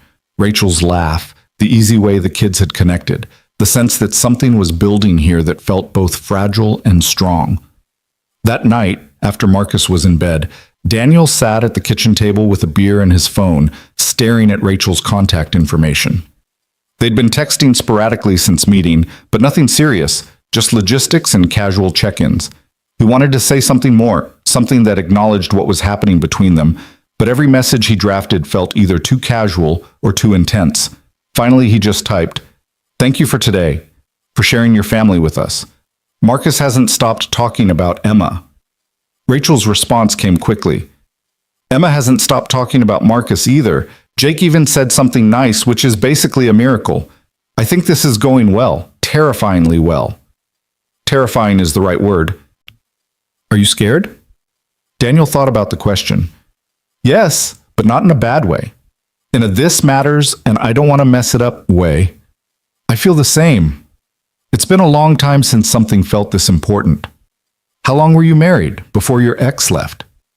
There was a pause before Rachel's next message appeared. 7 years. We met in college, got married right after graduation. I thought we'd make it forever. Then Emma got sick and he couldn't handle it. Walked out when we needed him most. I spent 2 years being angry, another year being sad, and the last year trying to figure out how to be okay with the fact that some people just don't have what it takes when things get hard. I'm sorry. Don't be. I'm better off without him. Emma and Jake are better off without him. We learned to be strong on our own. Another pause. But I'd be lying if I said I didn't want someone to be strong with sometimes. Someone who understands what it's like to have your world fall apart and then have to rebuild it piece by piece. Daniel felt the weight of that statement settle over him. I know exactly what that's like. I know you do. That's why this is terrifying, because you get it in a way most people don't, and that makes it real, makes it possible, makes it something I can't just brush off as a nice distraction. They texted back and forth for another hour, the conversation meandering from serious to silly and back again.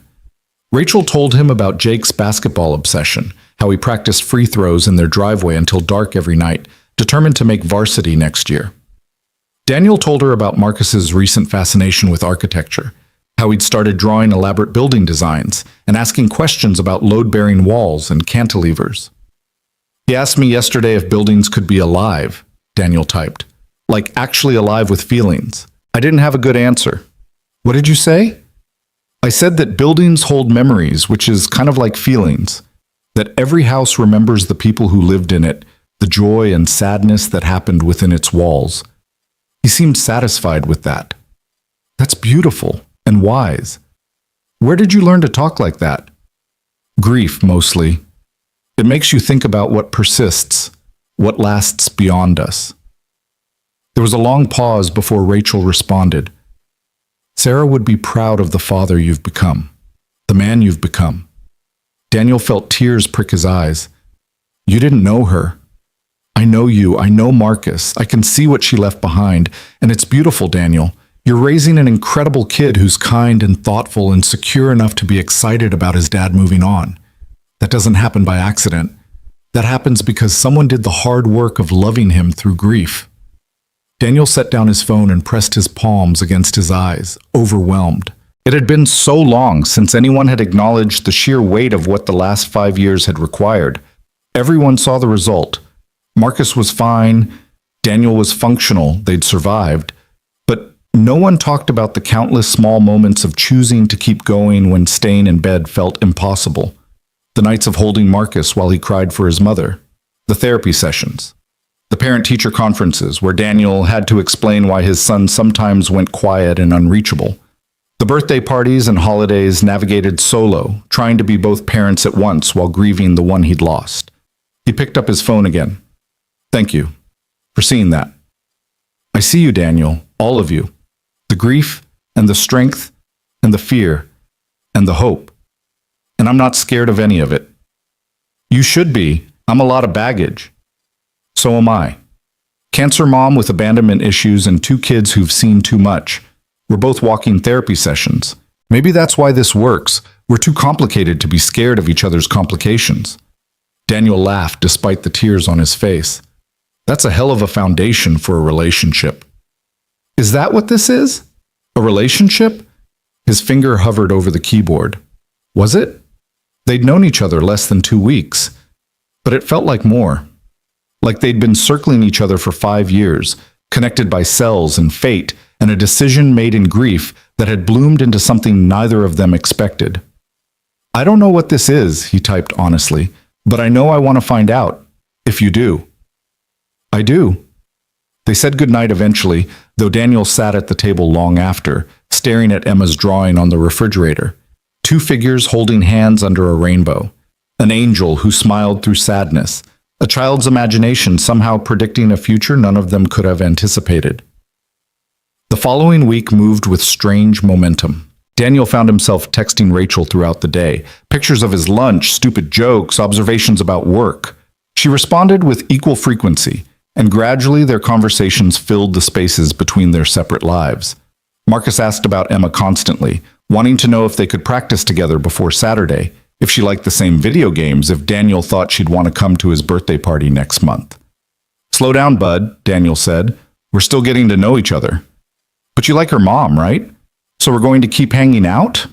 "Probably, but relationships take time." "How much time?" "I don't know. There's no schedule for this stuff." Marcus considered this. "Mom died when I was 3. I don't really remember her that much. Just pieces, the way she smelled, her voice when she sang to me, but not like her whole person, you know?" Daniel's heart cracked. "I know. So if you and Rachel keep hanging out and she keeps being around, will that be okay? Will Mom be sad?" Daniel pulled his son into a hug, holding him tight. "Your mom loved you more than anything in the world, and the one thing she wanted most was for you to be happy and for me to take care of you. If Rachel makes us happy, if she helps us be a better family, then Mom would want that. I'm sure of it." "But you'll still tell me stories about her, about Mom?" "Every day if you want. Rachel isn't replacing your mom, Marcus. Nobody ever could. But maybe she's something else. Something new." Marcus nodded against his chest. "Okay. That's good then." Saturday arrived with perfect weather, clear skies, mild temperature, the kind of day that felt designed for outdoor activities. Daniel picked Marcus up from his morning soccer game, both of them still riding the high of a 4-1 victory where Marcus had scored twice. They went home to shower and change, Marcus insisting on wearing his nice jeans and the collared shirt Grandma Joan had bought him. "It's mini golf, not a wedding," Daniel said. "I want to look good. Emma's going to be there." "Since when do you care about looking good?" Marcus gave him a withering look. "Since always. You just don't pay attention." They arrived at Adventure Golf at 5 minutes to 3. Rachel's car was already in the parking lot, Emma and Jake visible through the windshield arguing about something. Daniel felt the familiar flutter of nerves in his stomach as he and Marcus walked toward them. Emma saw them first and waved enthusiastically, practically bouncing in her seat. Jake rolled his eyes but was smiling as they all got out of the car. Rachel looked beautiful in jeans and a light sweater, her hair down around her shoulders. "Ready to witness my legendary putting skills?" she asked Daniel. "Ready to witness reality crush your delusions?" He countered. "Oh, it's on." They got their putters and balls, the kids immediately running ahead to the first hole, a simple straight shot with a windmill obstacle.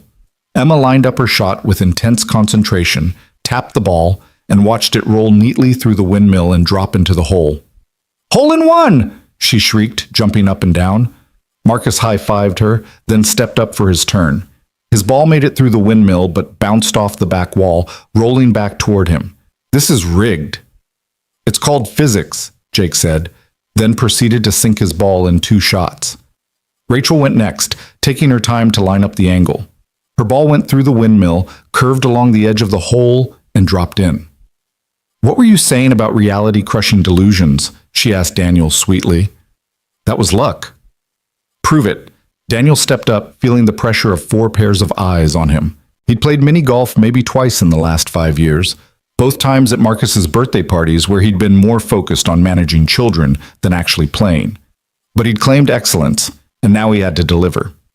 He took a breath, lined up his shot, and putted. The ball rolled through the windmill, hit the back wall at the perfect angle, and dropped into the hole. The kids cheered. Rachel's jaw dropped. "Okay," she admitted. "That was impressive." "Legendary skills," Daniel said with exaggerated modesty. "I tried to warn you." They moved through the course, the competition becoming increasingly ridiculous as Rachel and Daniel traded insults and victories. The kids formed their own alliance, Emma and Marcus conspiring on the best angles, while Jake offered unsolicited advice that was occasionally helpful and often sarcastic. By the 9th hole, a complicated maze of curves with a dragon obstacle, they were tied. "This is the decider," Rachel declared. Winner buys ice cream. Winner gets bragging rights, Daniel corrected, and doesn't have to buy ice cream. That's the same thing. Not in my accounting. Emma went first, her ball navigating the maze before getting stuck against the dragon's tail. Marcus managed to get his through, but overshot the hole. Jake landed in 2 shots, declaring himself the actual winner regardless of what the adults did. Rachel stepped up, missed her first shot entirely, and sent her ball careening off into the rough. I blame the lighting, she said. It's 3 in the afternoon, Daniel pointed out. Exactly, too bright. Threw off my depth perception. Daniel lined up his shot, trying not to smile. The ball rolled smoothly through the maze, curved around the dragon, and stopped 6 inches from the hole. His second shot tapped it in. Victory, he declared. You're insufferable when you win. You're delightful when you lose. I'm delightful always. They finished the course, Daniel maintaining his lead through the final holes despite Rachel's increasingly creative attempts to distract him. By the time they returned their putters, everyone was laughing and arguing about who had actually performed best. Jake won, Emma insisted. He had the lowest score overall. I wasn't competing with the children, Rachel said. Just with your father. That seems unfair to the children, Daniel observed. Life is unfair. They need to learn that. They got ice cream from the snack bar, settling at a picnic table in the late afternoon sun. Marcus and Emma shared a sundae, their heads close together as they discussed soccer strategies. Jake ate a triple scoop cone while scrolling through his phone. Rachel and Daniel sat across from each other, their knees touching under the table. This is nice, Rachel said quietly. All of us together like this. It feels right. It does, Daniel agreed. Scary, but right. Why scary? Because I want it to last, and I don't trust things that feel this good. Rachel reached across the table and took his hand. I get that. I spent 4 years not trusting anything that felt good because everything good had been taken from me. But maybe that's exactly why we should trust this. We both know how bad things can get. We've survived the worst, so if something feels right now, maybe it actually is. Daniel squeezed her hand, unable to find words adequate for what he felt. Around them, their children laughed and argued and existed in the uncomplicated way kids did, unaware of the weight their parents carried or the courage it took to reach for happiness again. I'm falling for you, Daniel said suddenly. I don't know if that's too fast or too soon or too much, but it's true. And I thought you should know. Rachel's eyes filled with tears. I'm falling for you too. Have been since you opened that door and looked at me like I'd just turned your world upside down. You did turn my world upside down. Good. It needed turning. They sat there holding hands across the table while the afternoon stretched into evening. Their children around them, the weight of the past and the promise of the future balanced on this single perfect moment. And for the first time in 5 years, Daniel felt like he wasn't just surviving. He was living, actually living. And it was terrifying and beautiful and everything he'd thought he'd lost forever when Sarah died. The universe had given him a second chance. Not to replace what he'd lost. Nothing could do that. But to build something new alongside the memory of what had been. To let joy and grief coexist. To let himself hope again. And sitting there with Rachel's hand in his and their children laughing in the golden light, Daniel finally understood what Emma had drawn all those years ago. Not just an angel who smiled through sadness, but 2 people finding each other in the darkness, holding on and walking toward the light together. The confession hung between them like something fragile and precious, and Daniel half expected the universe to intervene with some crisis or complication that would shatter the moment. Instead, Emma shrieked with laughter at something Marcus said. Jake nearly dropped his phone and his ice cream, and the world kept turning with careless ease. Rachel's thumb traced circles on the back of Daniel's hand. So what do we do now? Now?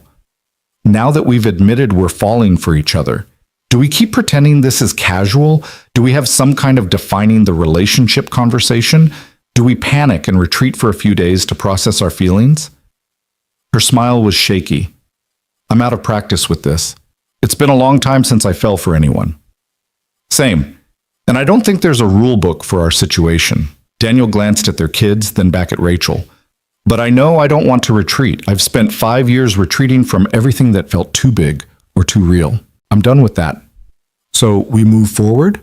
We move forward, whatever that looks like. Emma chose that moment to announce she needed to use the bathroom, derailing the conversation into logistics. Rachel took her daughter inside while Daniel stayed with the boys, who were now engaged in a heated debate about whether basketball or soccer was the superior sport. They're both good, Daniel offered diplomatically. That's a cop-out answer, Jake said. You have to pick one. Why?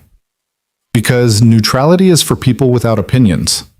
Or for people who appreciate multiple things, Daniel countered. I played basketball in high school. Marcus plays soccer. Both sports taught me important things. Why does one have to be better? Jake considered this with the seriousness of a teenager confronting a philosophical dilemma. I guess that's fair, but if you had to pick one for Marcus to focus on, which would it be? Whichever one makes him happy. That's the only metric that matters. That's very dad of you, Jake said, but he was smiling. Marcus, who'd been listening while scraping the last of the melted ice cream from the bowl, looked up at Daniel. Jake's team has tryouts next month. He said I could come watch. Would that be okay? Sure. If Jake doesn't mind you being there. I don't mind, Jake said with a shrug that tried for casual but didn't quite hide his pleasure. Might be cool to have a fan who isn't my mom screaming embarrassing things from the stands. I heard that, Rachel said, returning with Emma, and I don't scream embarrassing things. I scream motivational things. Last week you yelled, "That's my beautiful baby boy," during a free throw. And you made the shot, didn't you? Jake groaned but was grinning. Emma climbed back onto the bench next to Marcus, and Rachel reclaimed her seat across from Daniel, their knees finding each other again under the table like magnets drawn together.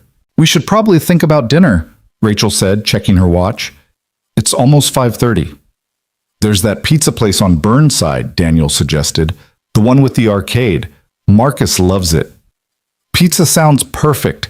Emma will eat her weight in pepperoni if given the chance. They caravanned to Sal's Pizza Palace, a family-friendly restaurant that was exactly as chaotic as the name suggested. The arcade section flashed and beeped, children ran between tables with gleeful abandon, and harried servers navigated the chaos with practiced efficiency. They got a large booth in the back, kids on one side and adults on the other, and ordered 2 large pizzas and a pitcher of soda. While they waited for food, Marcus and Emma disappeared into the arcade with Jake trailing behind them like a reluctant guardian. Daniel watched them go, then turned to find Rachel studying him with soft eyes. "What?" he asked. "Nothing. Just thinking about how much has changed in 2 weeks." Feels longer than 2 weeks, doesn't it?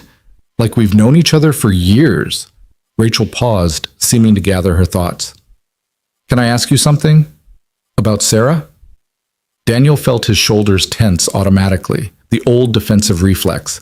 But this was Rachel, who'd shared her own pain, who understood grief in ways most people couldn't. "Yeah, go ahead." "Do you still love her?"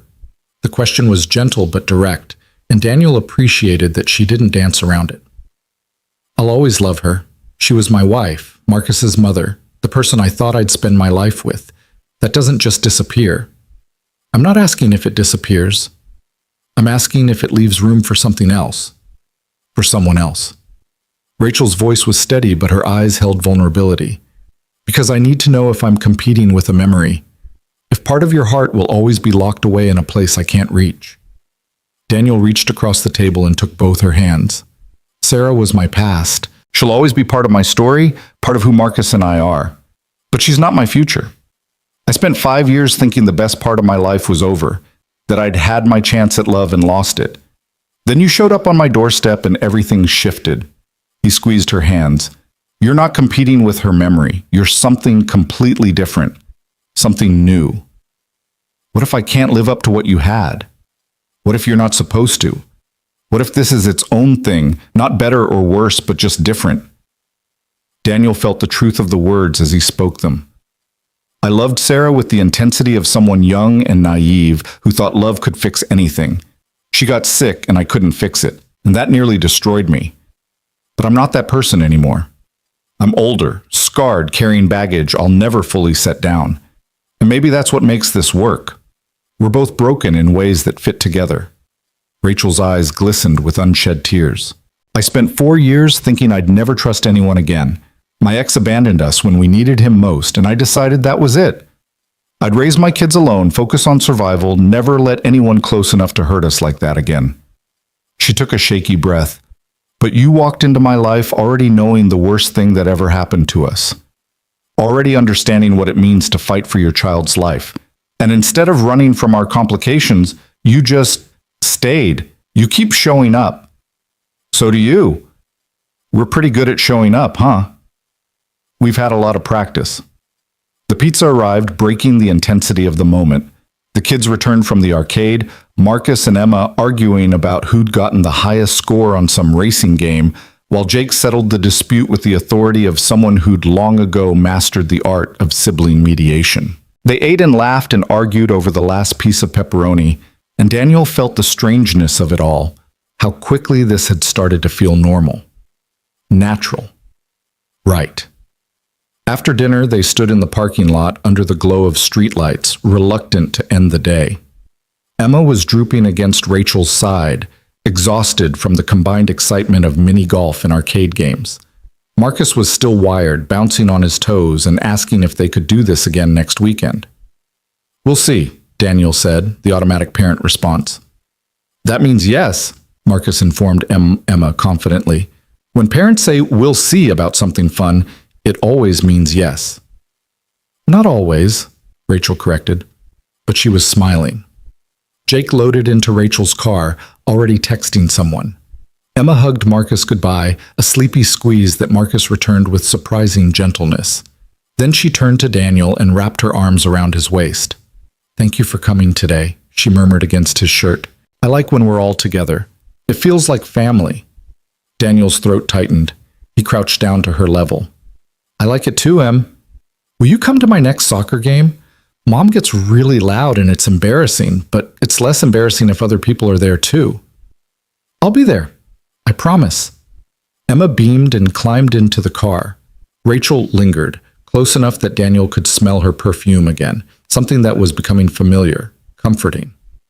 "Thank you for today," she said. "For being honest. For not running. Thank you for the same."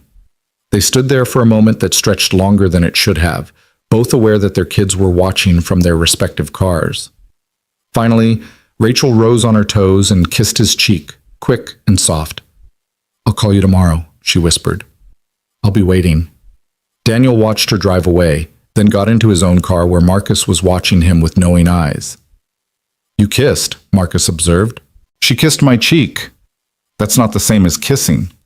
But you wanted to actually kiss her, I could tell. When did you become such an expert on adult relationships?" "I'm very observant. We've established this." Marcus buckled his seatbelt. "I like them, Dad. Emma and Jake and Rachel. I like how they make you smile more. I like how you're not so sad all the time." Daniel pulled out of the parking lot, blinking hard against the sudden sting of tears. "I didn't know you noticed that, the sadness." "I always noticed. I just didn't know how to make it better." Marcus's voice was small. "But Rachel makes it better. Emma makes it better. So I'm glad they're here." "Me too, bud. Me too." The following weeks fell into a rhythm that felt both new and inevitable. Soccer games on weekends where both families cheered from the same section of bleachers. Dinners that rotated between their houses. Marcus and Emma doing homework at kitchen tables while the adults cooked. Jake's basketball games where Emma and Marcus sat with Daniel and Rachel, learning the rules and shouting encouragement at questionable moments. They were building something, Daniel realized. Not just a relationship between him and Rachel, but a connection between their families. The kids had sleepovers. Emma at Daniel's house one weekend, Marcus at Rachel's the next. Jake started stopping by Daniel's office occasionally after school, ostensibly to use the architectural software for a project, but really just to hang out and talk about college plans and whether he'd get a basketball scholarship. "You don't have to do this," Jake said one afternoon, sitting in Daniel's office and spinning in the spare chair. "The whole mentor thing. I know you're dating my mom, but you don't have to be my dad or whatever." Daniel looked up from the blueprint he'd been reviewing. "I'm not trying to be your dad, but I do care about you. And if you need someone to talk to or help with stuff, I'm here. No strings attached. Jake studied him for a long moment. My real dad sends me money sometimes. Birthday cards, texts on holidays, but he hasn't seen Emma or me in 3 years. When she was sick, when she could have died, he couldn't handle it, just left. His voice was matter-of-fact, but his eyes held old hurt. So I don't really trust men who say they'll be there, because the one who was supposed to be there wasn't. That's fair, Daniel said. And I can't promise I'll be perfect or never let you down. But I can promise I'll try. And I won't bail just because things get hard. I've already been through the hardest thing, Jake. I know what it's like to watch someone you love suffer and not be able to fix it. And I didn't run. Because you couldn't. She was your wife. I could have emotionally checked out. Lots of people do. I could have gone through the motions without being present. But I chose to stay fully there, fully present, even when it was destroying me. Daniel set down his pencil. Your dad made a choice too. A different one. And that's on him, not on you or Emma or your mom. That's his failure, not yours. Jake blinked hard, fighting tears he refused to let fall. My mom really likes you, really likes you. Emma won't shut up about you, and He struggled for words. I don't want you to hurt them. They've been hurt enough. I don't want to hurt them either. But what if you do? What if this doesn't work out and you leave and Emma loses her cell buddy and my mom goes back to being sad all the time? It was the fear Daniel had been carrying too, unspoken, but constant. I can't promise we'll work out forever. Nobody can promise that. But I can promise I'm serious about this. About your mom. About you guys. About trying to build something real. And if it doesn't work out, I won't just disappear. We'd figure out how to do it right, how to minimize the hurt. That's a very adult answer. I'm a very adult person. Jake almost smiled. You're okay, Mr. Brooks. For a guy dating my mom. You're okay too, Jake. For a 14-year-old with trust issues. This time, Jake did smile. Can you show me how to use the 3D modeling software? I have this project due next week, and I'm supposed to design a dream house. They spent the next hour working on Jake's project, Daniel teaching him the basics, while Jake proved to be a surprisingly quick study. By the time Rachel came to pick him up, Jake had designed an elaborate modern house with floor-to-ceiling windows and a basketball court in the backyard. That's amazing, Rachel said, looking over her son's shoulder at the computer screen. When did you become an architect? About an hour ago. Mr. Brooks is a good teacher. Mr. Brooks has a name, Daniel said. You can call me Daniel if you want. The Mr. Brooks thing makes me feel ancient. Jake considered this. Daniel works. Mr. Brooks sounds like you're my teacher or something. Which you're definitely not, Rachel added, kissing Daniel's cheek. Teachers have weekends off. After they left, Daniel sat in his quiet office and let himself feel the weight of what was happening. Jake was starting to trust him. The kids were bonding. He and Rachel were navigating the complicated dance of blending families with surprising grace. Everything was moving in the right direction. So why did Daniel feel like he was waiting for the other shoe to drop? The answer came 2 weeks later, on a Tuesday evening in early April. Daniel was at Rachel's house helping make dinner while the kids did homework in the living room. They'd fallen into this routine, Daniel leaving work early on Tuesdays, stopping by with groceries, cooking together while they talked about their days. It was domestic and comfortable and everything Daniel had thought he'd lost forever. Rachel's phone rang while she was chopping vegetables. She glanced at the screen and her entire body went rigid. I need to take this, she said, her voice tight. Can you watch the stove? She disappeared into her bedroom, closing the door. Daniel stirred the sauce and tried not to eavesdrop, but the walls were thin and Rachel's voice carried, growing louder and sharper with each sentence. No, you can't just show up after 3 years. I don't care what your reasons are. They've moved on, Derek. We've all moved on. You lost that right when you walked out. Derek, her ex-husband, the man who'd abandoned Emma and Jake when they needed him most. Daniel's stomach dropped. The kids had gone quiet in the living room, clearly hearing their mother's side of the conversation. He moved to the doorway and saw Jake's face, closed off and hard. Emma looked scared. Is that Dad? Emma whispered. Sounds like it, Jake said flatly. Rachel emerged from the bedroom 10 minutes later, her face pale and her hands shaking. She saw the kids watching her and forced a smile that didn't reach her eyes. Everything's fine, just an unexpected call. Who wants to set the table?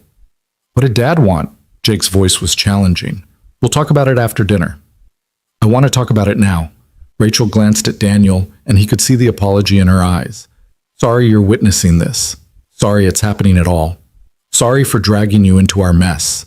He gave her a small nod meant to convey, it's okay, I'm here, we'll handle this together. Your father is moving back to Portland, Rachel said carefully. He wants to reconnect with you both. See you regularly. Emma's face lit up with hope that broke Daniel's heart. Really? Dad's coming back? He's not coming back to our family, Emma. He just wants to see you and your brother sometimes. When?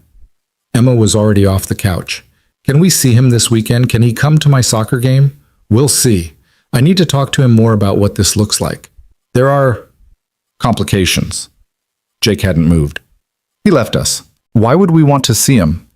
Because he's still your father, Rachel said quietly. And whatever happened between him and me, that doesn't change the fact that he's your dad. Except it does. Jake's voice was sharp with anger. He left when Emma was dying. He left when we needed him.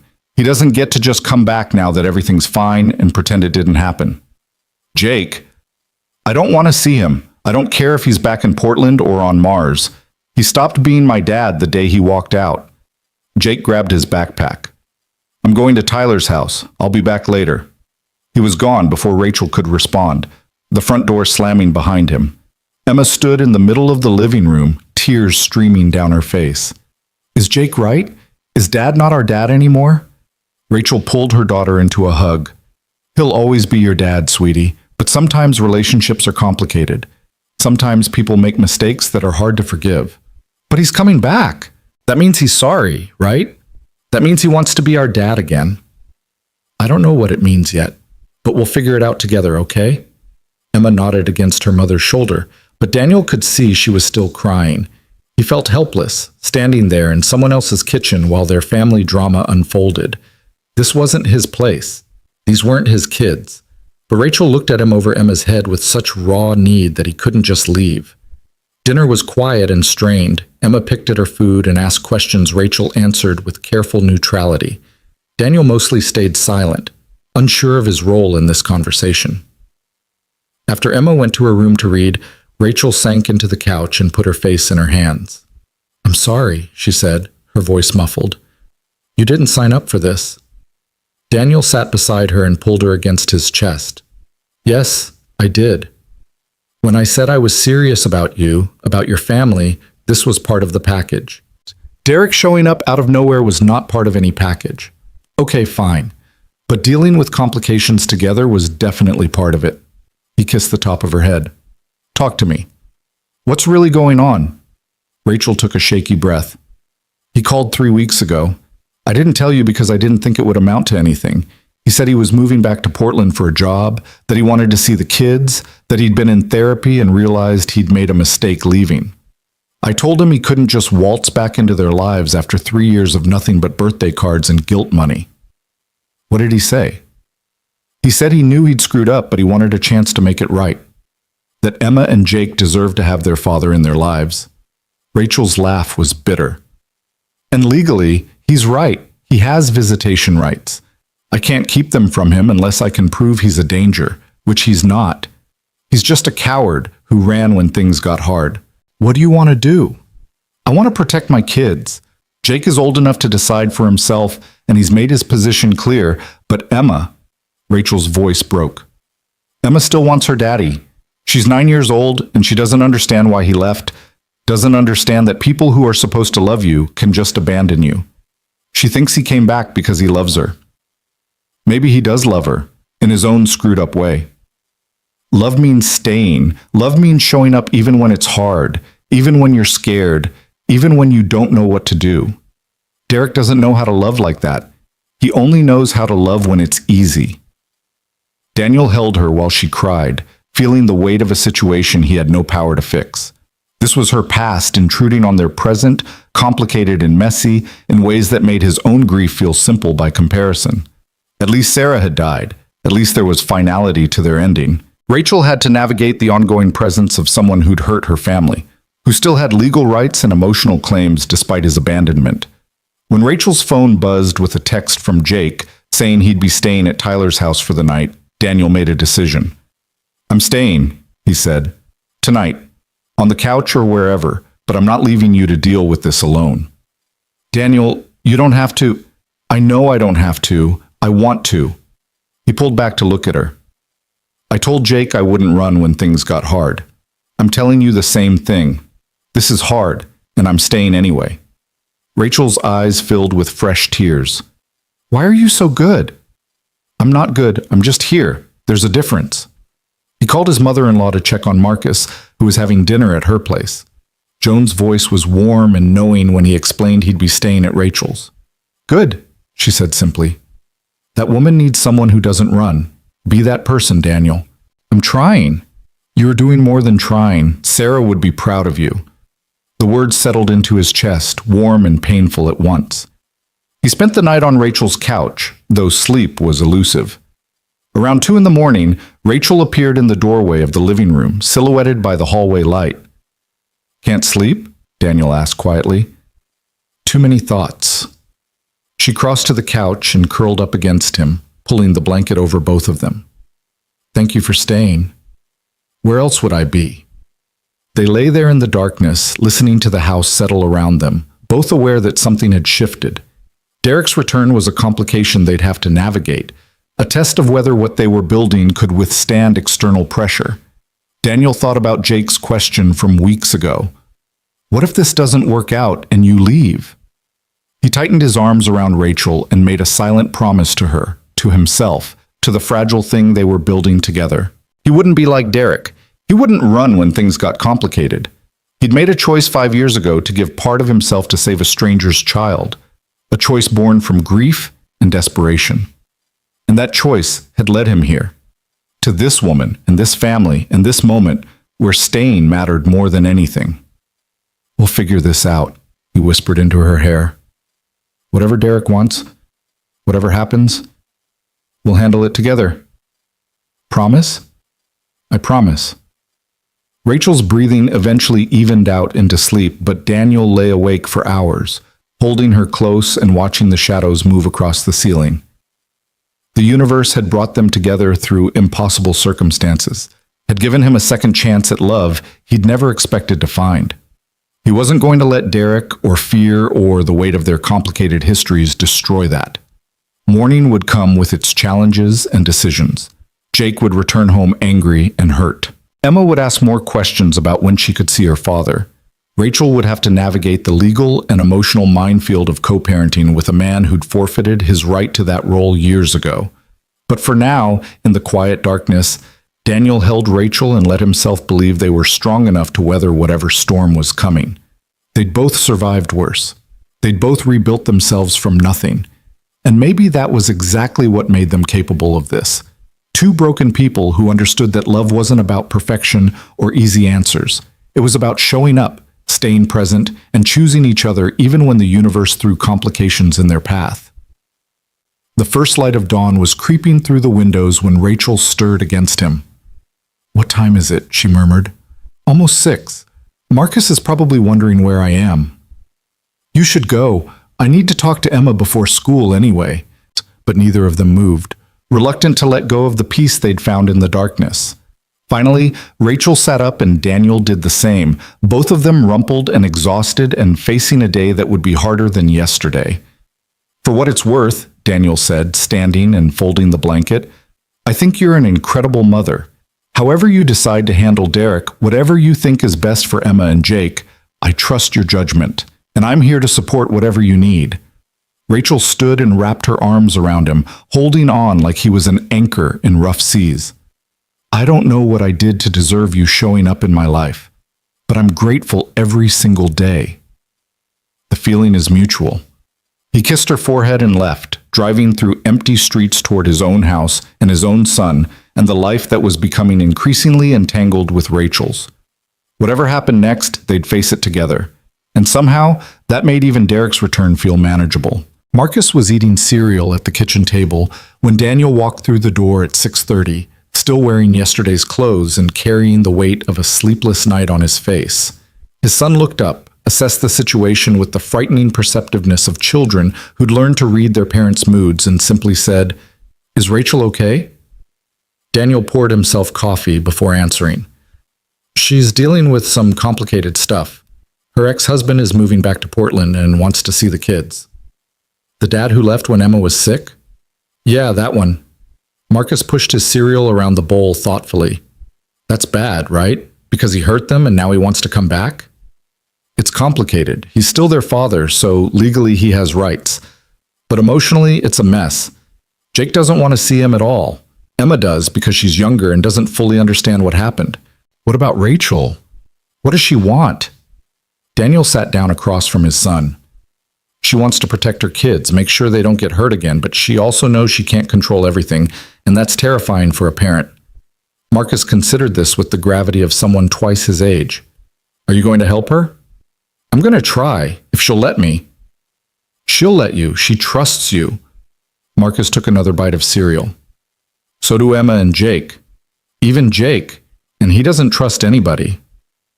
"How do you know that?" "Because he told me.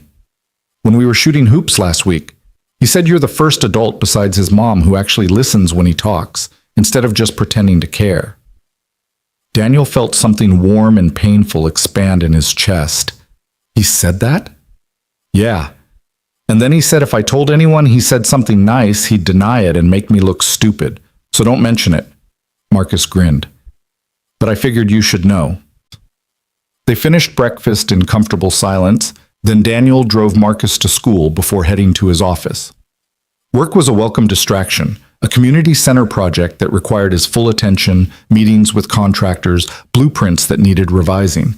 But his mind kept drifting to Rachel, to the conversation she was probably having with Emma about Derek, to Jake's anger and hurt that reminded Daniel too much of his own rage in the months after Sarah died.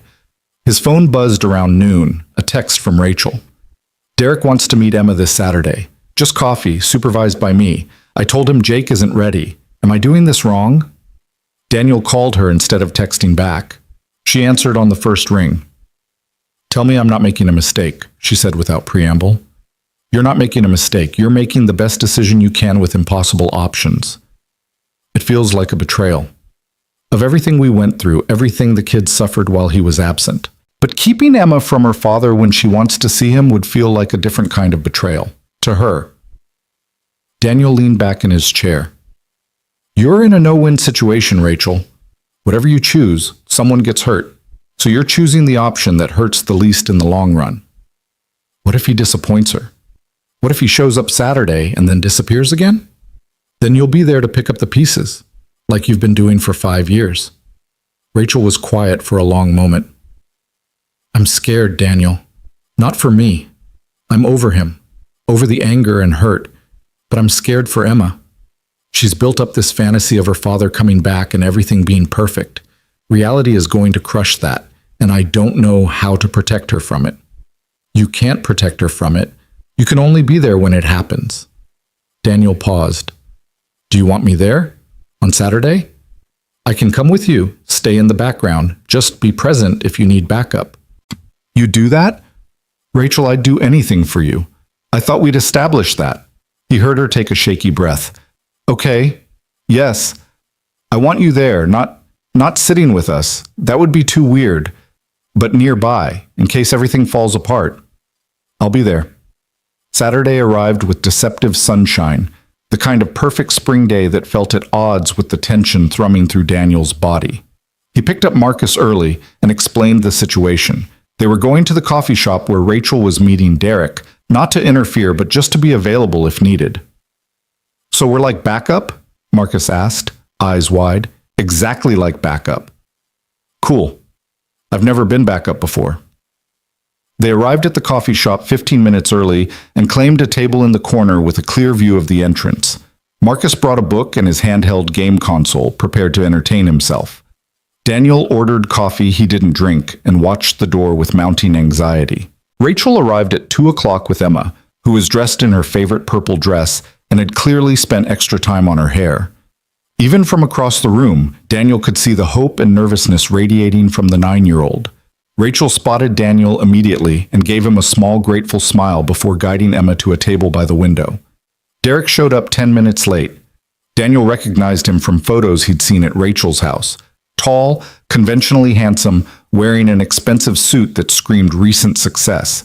He carried flowers, which Emma accepted with shy delight. Rachel's expression was carefully neutral, but Daniel could see the tension in her shoulders. "Is that Emma's dad?" Marcus whispered.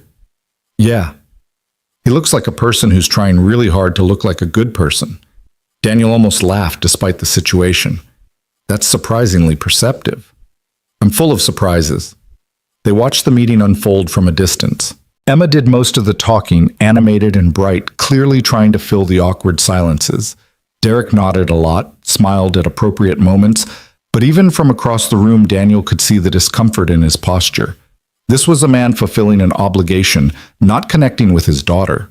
Rachel sat rigid beside Emma, hands wrapped around a coffee cup she never drank from, clearly ready to intervene at any moment.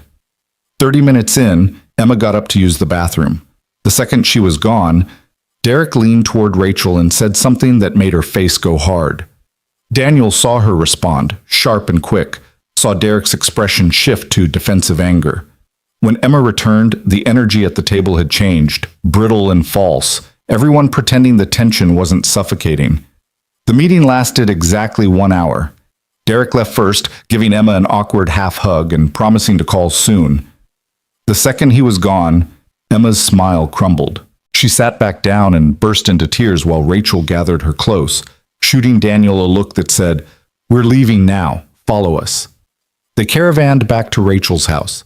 Daniel and Marcus followed Rachel and Emma inside to find Jake in the living room, clearly having heard his sister crying from the moment they entered. "What happened?" Jake demanded. "What did he do?" "He didn't do anything," Rachel said carefully. "It was just hard, emotional." "Did he make you cry, Em?" Jake's voice was sharp with protective anger. Emma shook her head, still sobbing. "He was nice. He brought me flowers. He asked about school and soccer, but..." She struggled to articulate what 9-year-olds shouldn't have to understand. "But it felt like he was talking to a stranger, like he didn't actually know me. Because he doesn't. He doesn't know anything about me anymore." Rachel held her daughter while she cried, and Daniel saw the moment Jake's anger transformed into something deeper. Grief for the father he'd already mourned, rage on behalf of his sister who was mourning him now. "I told you," Jake said to Rachel. "I told you he'd hurt her." "Jake, no. You let him come back, and now Emma's crying. And for what? So he could feel less guilty about abandoning us?" Jake grabbed his basketball. "I'm going to the park." He was gone before anyone could respond. Marcus, who'd been standing quietly by the door, looked at Daniel with worried eyes. "Should I go after him?" "Give him a few minutes," Daniel said. "Sometimes people need to be angry alone before they can talk about it." Emma's sobs eventually quieted into hiccuping breaths. Rachel carried her to the couch and wrapped her in a blanket, then turned to Daniel with exhausted eyes. "Coffee?" he offered. "Something stronger would be better, but coffee will do." In the kitchen, while Marcus sat with Emma and tried to distract her with a game on his console, Rachel collapsed into a chair and put her head in her hands. "He told me he's dating someone," she said dully. "When Emma went to the bathroom, said he wanted me to know before I heard it from the kids, like he's doing me some kind of favor." Daniel set down the coffee pot. "He's dating someone and wants back into Emma and Jake's lives? He says they're separate things, that he can have a relationship and still be a father, which is technically true, but..." Rachel lifted her head. "He told Emma about her, about his girlfriend. Said maybe Emma could meet her sometime, like they could all be one big happy family. And Emma asked if that meant we'd all be together again. And he had to explain that no, he'd be with his girlfriend, but Emma could visit them. He's an idiot. He's worse than an idiot. He's selfish. He came back because his therapist probably told him to, or because his new girlfriend thinks it's romantic that he's trying to reconnect with his kids, or because he needs to feel like he's not the bad guy in this story. But he doesn't actually want the hard work of being a father. He wants the Instagram version, coffee dates and flowers and looking like parent of the year without any of the actual parenting. Daniel poured 2 cups of coffee and sat down across from her. "So what are you going to do?" I don't know. Emma wants to see him again because she still has hope he'll become the father she needs. But every time she sees him and realizes he's not that person, it's going to break her heart a little more. Rachel wrapped her hands around the mug. Maybe I should just tell him to stay away. Tell him he lost his chance and he doesn't get to come back now. Can you do that legally? Probably not without a custody fight I don't have the energy or money for. But maybe if I tell him how much he's hurting Emma, he'll make the choice himself. Or maybe he'll keep showing up sporadically, doing exactly enough to ease his guilt without actually being present. Rachel's laugh was bitter. That's what I'm afraid of. The back door opened and Jake came in, sweaty and still angry but slightly calmer. He looked at the adults, then at his sister on the couch, and his expression softened. Is she okay? He asked quietly. She will be, Rachel said. She just needs time. Jake crossed to the couch and sat next to Emma, pulling her against his side in the protective way older brothers did. Marcus scooted over to make room, and the three kids sat together in companionable silence while Daniel and Rachel watched from the kitchen. We should order dinner, Daniel said. Something easy. Pizza, maybe? You don't have to stay. This isn't your mess to clean up. Rachel. Daniel took her hand across the table. When are you going to understand that your mess is my mess now? That I'm not going anywhere? Her eyes filled with tears. I keep waiting for you to realize we're too complicated. Too much baggage. Too much drama. Everyone has baggage. Yours just happens to include an ex-husband who's a coward and two incredible kids who've been through hell and survived. That doesn't scare me. If anything, it makes me more certain that you're exactly who I want to be with. Why? Because you didn't run when things got hard. You stayed and fought and protected your kids and rebuilt your life. That's not baggage, Rachel. That's strength. That's exactly the kind of person I want in my life, in Marcus's life. Rachel stood up and came around the table, and Daniel pulled her into his lap. She wrapped her arms around his neck and held on while he rubbed her back in slow circles. I love you, she whispered. I'm falling in love with you, and it terrifies me because everyone I've loved has either died or left, and I don't know if I can survive losing someone else. Daniel's heart hammered against his ribs. Love. She'd said it. The word he'd been feeling but hadn't dared speak, afraid it was too soon, too much, too everything. I love you too, he said against her hair, and I can't promise I'll never die. None of us can. But I can promise I'll never leave. Not by choice. Not because things are hard. I'm here, Rachel, for as long as you'll have me. She pulled back to look at him, tears streaming down her face. Forever. I want you here forever. Then forever it is. They kissed, slow and deep and full of promises they both intended to keep. When they broke apart, Daniel realized three kids were watching them from the couch with varying expressions. Emma delighted, Marcus grinning, Jake trying to look disgusted but failing to hide his smile. Gross, Jake announced. There are children present. You're 14, Rachel said, hardly a child. I'm traumatized nonetheless. You'll survive, Daniel said. Now who wants pizza? The unanimous answer was everyone. They ordered 3 large pizzas and spent the evening in Rachel's living room, eating and watching a movie Emma chose. Derek wasn't mentioned again that night, though his presence lingered like smoke in the corners of the room. But surrounded by the people who mattered, the ones who stayed, who showed up, who chose love over comfort, the damage he'd caused felt manageable. Over the next few weeks, Derek called Emma a few times, but never followed through on his promises to visit again.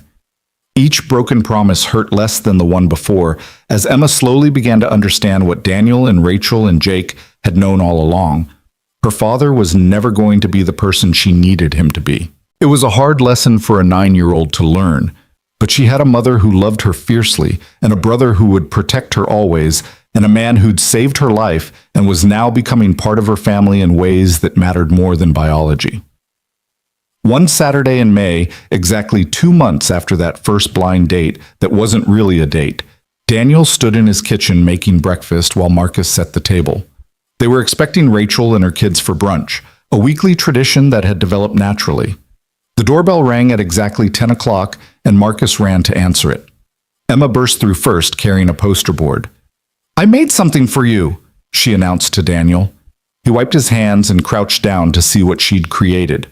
It was a family tree, carefully drawn with markers and decorated with stickers. At the top were two branches, one labeled Brooks family, with Daniel and Marcus, the other labeled Miller family, with Rachel, Jake, and Emma. But the branches intertwined in the middle, connected by a heart. And beneath it, Emma had written in careful letters, "Our family." Daniel felt his throat close. "Emma, this is beautiful. It's for your refrigerator, so everyone knows we're family now." She looked up at him with serious eyes. "We are family, right? Even though you and Mom aren't married or anything?" Daniel glanced at Rachel, who was watching from the doorway with soft eyes. Marcus appeared at his elbow, studying the poster. "That's us," Marcus said with satisfaction. "All of us together." "Yeah," Jake added from behind them. "All of us together. It's weird, but it works." They hung the poster on the refrigerator, right next to Emma's original drawing of her cell buddy Angel. Daniel stepped back and looked at the two pieces of art. One created 5 years ago by a sick child imagining her savior. The other created now by that same child, healthy and whole, and envisioning a family that was choosing itself rather than being bound by blood alone. "I've been thinking," Rachel said later when the kids were playing in the backyard and she and Daniel had a moment alone in the kitchen. "About the future.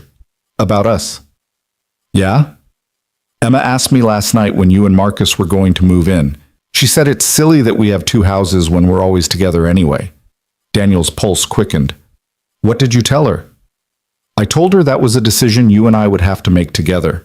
That moving in together is a big step, and we need to make sure everyone's ready for it." Rachel paused. "So I'm asking, are you ready for it? Because I think I am. I think we all are." Daniel looked out the window at their children. Marcus and Emma playing catch while Jake practiced dribbling a basketball, all three of them laughing and comfortable in each other's presence. He thought about the empty spaces in his house, the rooms that had felt too big and too quiet for 5 years.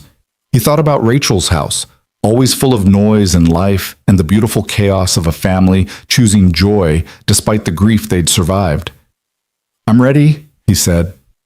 "More than ready." Rachel's smile could have lit the entire city. "Yeah? Yeah, let's do this. Let's make it official." They told the kids that afternoon, all 5 of them sitting around Rachel's dining table. Emma shrieked with joy and immediately started planning where her and Marcus's rooms would be. Marcus wanted to know if they'd get a dog now that they'd have more people to help take care of it. Jake, who'd been quiet through the announcement, finally spoke up. "Can I still call you Daniel, or do I have to call you something else?" Daniel understood the weight behind the question. Jake wasn't asking about names. He was asking about roles, about whether Daniel was trying to replace the father who'd abandoned him. "You can call me whatever feels right to you," Daniel said. "I'm not trying to be your dad, Jake. You had one of those, and he failed you. I'm just trying to be someone who shows up, who stays, who's here for you and Emma and your mom no matter what."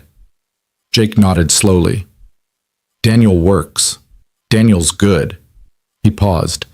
"But for the record, you're way better at the whole dad thing than my actual dad ever was, even if you won't admit you're doing it." "I'll take that as a compliment." "You should. It's the nicest thing I've said to anyone in months."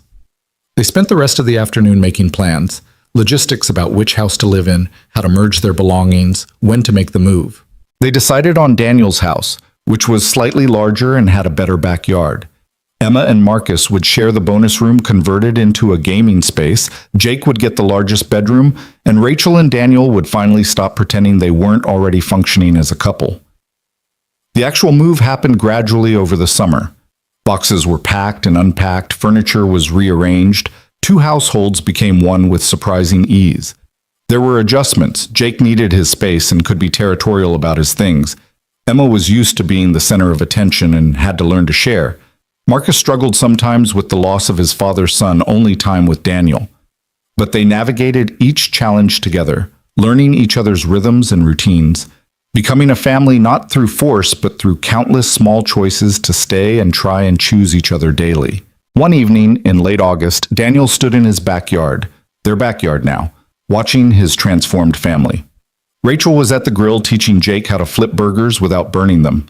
Marcus and Emma were setting up badminton, arguing good-naturedly about net height. The radio played music nobody was really listening to. It was ordinary and perfect, and everything Daniel had thought he'd lost forever when Sarah died. "You look contemplative," Rachel said, appearing at his elbow and handing him a beer. "Just thinking about how different everything is from a year ago." "Good different?" "The best different." He wrapped his arm around her waist.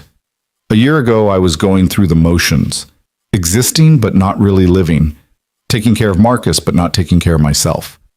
And now," he gestured at the scene before them, "now I have this, us, a family I never expected. We're pretty great, aren't we? You're spectacular, all of you." Rachel leaned her head against his shoulder. "I still think about that day you opened your door, how I almost didn't come, how I almost talked myself out of it because what were the odds you'd actually be Emma's donor? And then I saw those scars on your wrist and I just knew. And I thought, this is either going to be the most beautiful coincidence of my life or the most awkward coffee date in history. Turned out to be both. True, but mostly the beautiful coincidence part. Emma called them over to start the badminton tournament she'd organized with elaborate rules that changed every 5 minutes. They played until dark, teams rotating, everyone cheating cheerfully and accusing everyone else of the same. When they finally went inside, sweaty and laughing, Marcus pulled Daniel aside. "Hey, Dad, can I ask you something?" "Always." "Are you going to marry Rachel?" The question didn't surprise Daniel. He'd been thinking about it himself for weeks. "Would you be okay with that if I did?" Marcus didn't even hesitate. "Yeah, I like her. I like Jake and Emma. I like us all being together, and I think Mom would like Rachel too. I think she'd be happy you found someone who makes you smile again." Daniel pulled his son into a hug, overwhelmed by the wisdom and grace of this 8-year-old who'd lost his mother too young, but hadn't let that loss make him bitter or afraid. "I think your mom would like her too." "So you're going to ask her?" "Eventually, when the time is right." "The time is always right when you love someone. That's what Grandma Joan says." "Grandma Joan says a lot of things, but she's usually right about the important stuff." That night, after the kids were in bed, Daniel and Rachel sat on the back porch with wine and the comfortable silence of people who didn't need to fill every moment with words. The summer air was warm and thick with the smell of cut grass and the distant sound of neighbors' conversations drifting across fences. "Marcus asked me today if I was going to marry you," Daniel said. Rachel's hand tightened around her wine glass. "What did you tell him?" "That I was thinking about it." "And? Are you thinking about it?" Daniel set down his wine and turned to face her fully. "I've been thinking about it since the day at the mini golf course when I told you I was falling for you. I've been thinking about it every morning when I wake up next to you and every night when we put the kids to bed together. I've been thinking about it during Jake's basketball games and Emma's soccer matches and every ordinary Tuesday when we make dinner and do homework and exist as a family. Daniel, I don't have a ring. I didn't plan this speech. But I'm sitting here looking at you and thinking about how 5 years ago I made a decision in grief that I never expected to matter beyond that one moment. And that decision brought you into my life, brought Emma and Jake into my life, gave me a second chance I didn't know I needed." He took her hands. "So yes, I'm thinking about marrying you. I'm thinking I want to make this official, make you and your kids officially mine, make us officially a family in every legal and binding way possible." Rachel was crying now, tears catching the porch light. "Is this a proposal?" "It's a terrible proposal, but yes. Rachel Miller, will you marry me?" "Yes. 1,000 times yes." They kissed under the stars while their children slept inside. Two broken people who'd found each other through impossible circumstances and decided that broken pieces could fit together into something whole and beautiful. When they broke apart, Rachel was laughing through her tears. "The kids are going to lose their minds when we tell them. Emma's probably going to plan the entire wedding in a day. Jake's going to pretend he doesn't care but secretly be thrilled. Marcus is going to tell everyone at school his dad's getting married and make it sound way more dramatic than it is." They sat together in the darkness, making plans and dreaming about a future that felt secure for the first time in years. The next morning, they told the kids at breakfast. Emma screamed so loud the neighbors probably heard. Marcus spilled orange juice in his excitement. Jake hugged his mother with rare open emotion, then gave Daniel a fist bump that communicated everything words couldn't. "Can I be in the wedding?" Emma asked immediately. "You'll all be in the wedding," Rachel said. "This is about all of us becoming a family officially." "We're already a family," Jake pointed out. "This just makes it legal." Exactly. They got married 3 months later in a small ceremony in their backyard, surrounded by close friends and family. Emma and Marcus stood beside their parents, holding rings and trying not to fidget. Jake read a poem he'd written about second chances and choosing family. Daniel's mother-in-law Joan gave Rachel a hug and whispered something that made Rachel cry happy tears. Dave stood as Daniel's best man and gave a speech about friendship and fate and the strange beauty of a blind date that became so much more. When Daniel kissed his bride, their children cheered. When Rachel kissed her husband, she was kissing the man who'd saved her daughter's life 5 years before either of them knew they'd need each other. When they turned to face their family and friends as husband and wife, Daniel felt Sarah's presence like a blessing rather than a ghost, approval and love, and the sense that she'd somehow known he'd find his way through the darkness into this light. The reception lasted into the evening, music and laughter and dancing under string lights. At some point, Daniel found himself standing with Jake and Marcus, watching Rachel dance with Emma. "You did good, Daniel," Jake said quietly. "Taking us on, making us yours. You guys made it easy. We're a mess, we both know it, but you didn't run. That matters. I told you I wouldn't. I meant it." Marcus tugged on Daniel's sleeve. "Dad, can we do the family dance now? The one Emma planned?" Daniel laughed and let himself be pulled onto the makeshift dance floor where Rachel and Emma waited. Jake followed reluctantly but willingly. They danced together as a family, awkward and uncoordinated and perfect, surrounded by people who loved them and supported them and had watched them become this unit that chose each other daily. Later, when the party had wound down and the kids were asleep in their rooms and the house was quiet, Daniel and Rachel stood in their bedroom, the room that was now officially theirs, not his or hers, but theirs, and looked at each other with the wonder of people who'd survived the impossible and found joy on the other side. "We did it," Rachel said softly. "We did. We're married, we're a family. This is real. It's been real for a while now. Today just made it official." Rachel wrapped her arms around his waist and rested her head on his chest. "I love you, Daniel Brooks. I love you, Rachel Brooks." They stood there swaying slightly, dancing to music only they could hear. Through the window, the moon illuminated their backyard where just hours ago they'd promised forever. In the rooms down the hall, 3 children slept peacefully, secure in the knowledge that they were loved and chosen and safe. And somewhere, in whatever place existed beyond this life, Daniel hoped Sarah and all the people they'd lost were watching and approving and understanding that love wasn't finite, that hearts could break and heal and break again and still find the courage to stay open. 5 years ago, Daniel had sat in a clinic chair and given part of himself to save a stranger's child. He'd done it because he was drowning in grief and needed to believe the world wasn't entirely cruel, that some good could come from unspeakable loss. He never expected that choice to circle back, to bring him a woman who understood his scars and children who needed what he had to give, and a family that felt like destiny disguised as coincidence. But standing there with his wife in their bedroom, listening to the quiet breathing of their sleeping children, Daniel understood something fundamental about the universe and its strange sense of timing. Every decision mattered. Every choice echoed forward in ways impossible to predict. One act of kindness, one moment of choosing light over darkness, could bloom into a future more beautiful than anything imagined. Emma had been right all those years ago when she'd drawn her cell buddy with wings. Not because Daniel was an angel, but because sometimes humans did angelic things without meaning to, without expecting recognition or reward.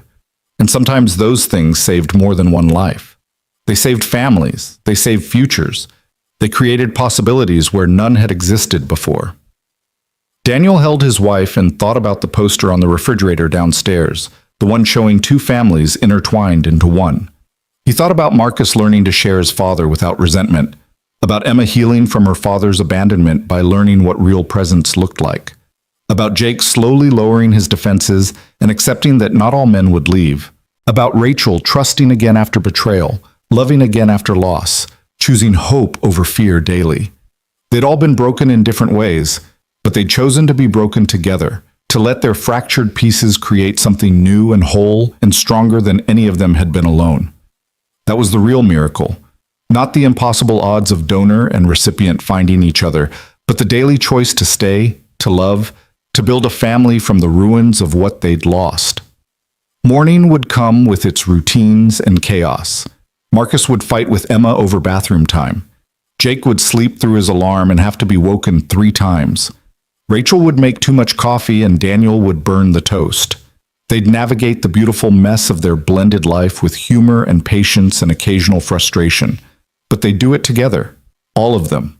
The family that chance had created and choice had cemented. The Brooks family, expanded and transformed and exactly where they were supposed to be. And somewhere in the universe, Daniel imagined, Sarah was smiling.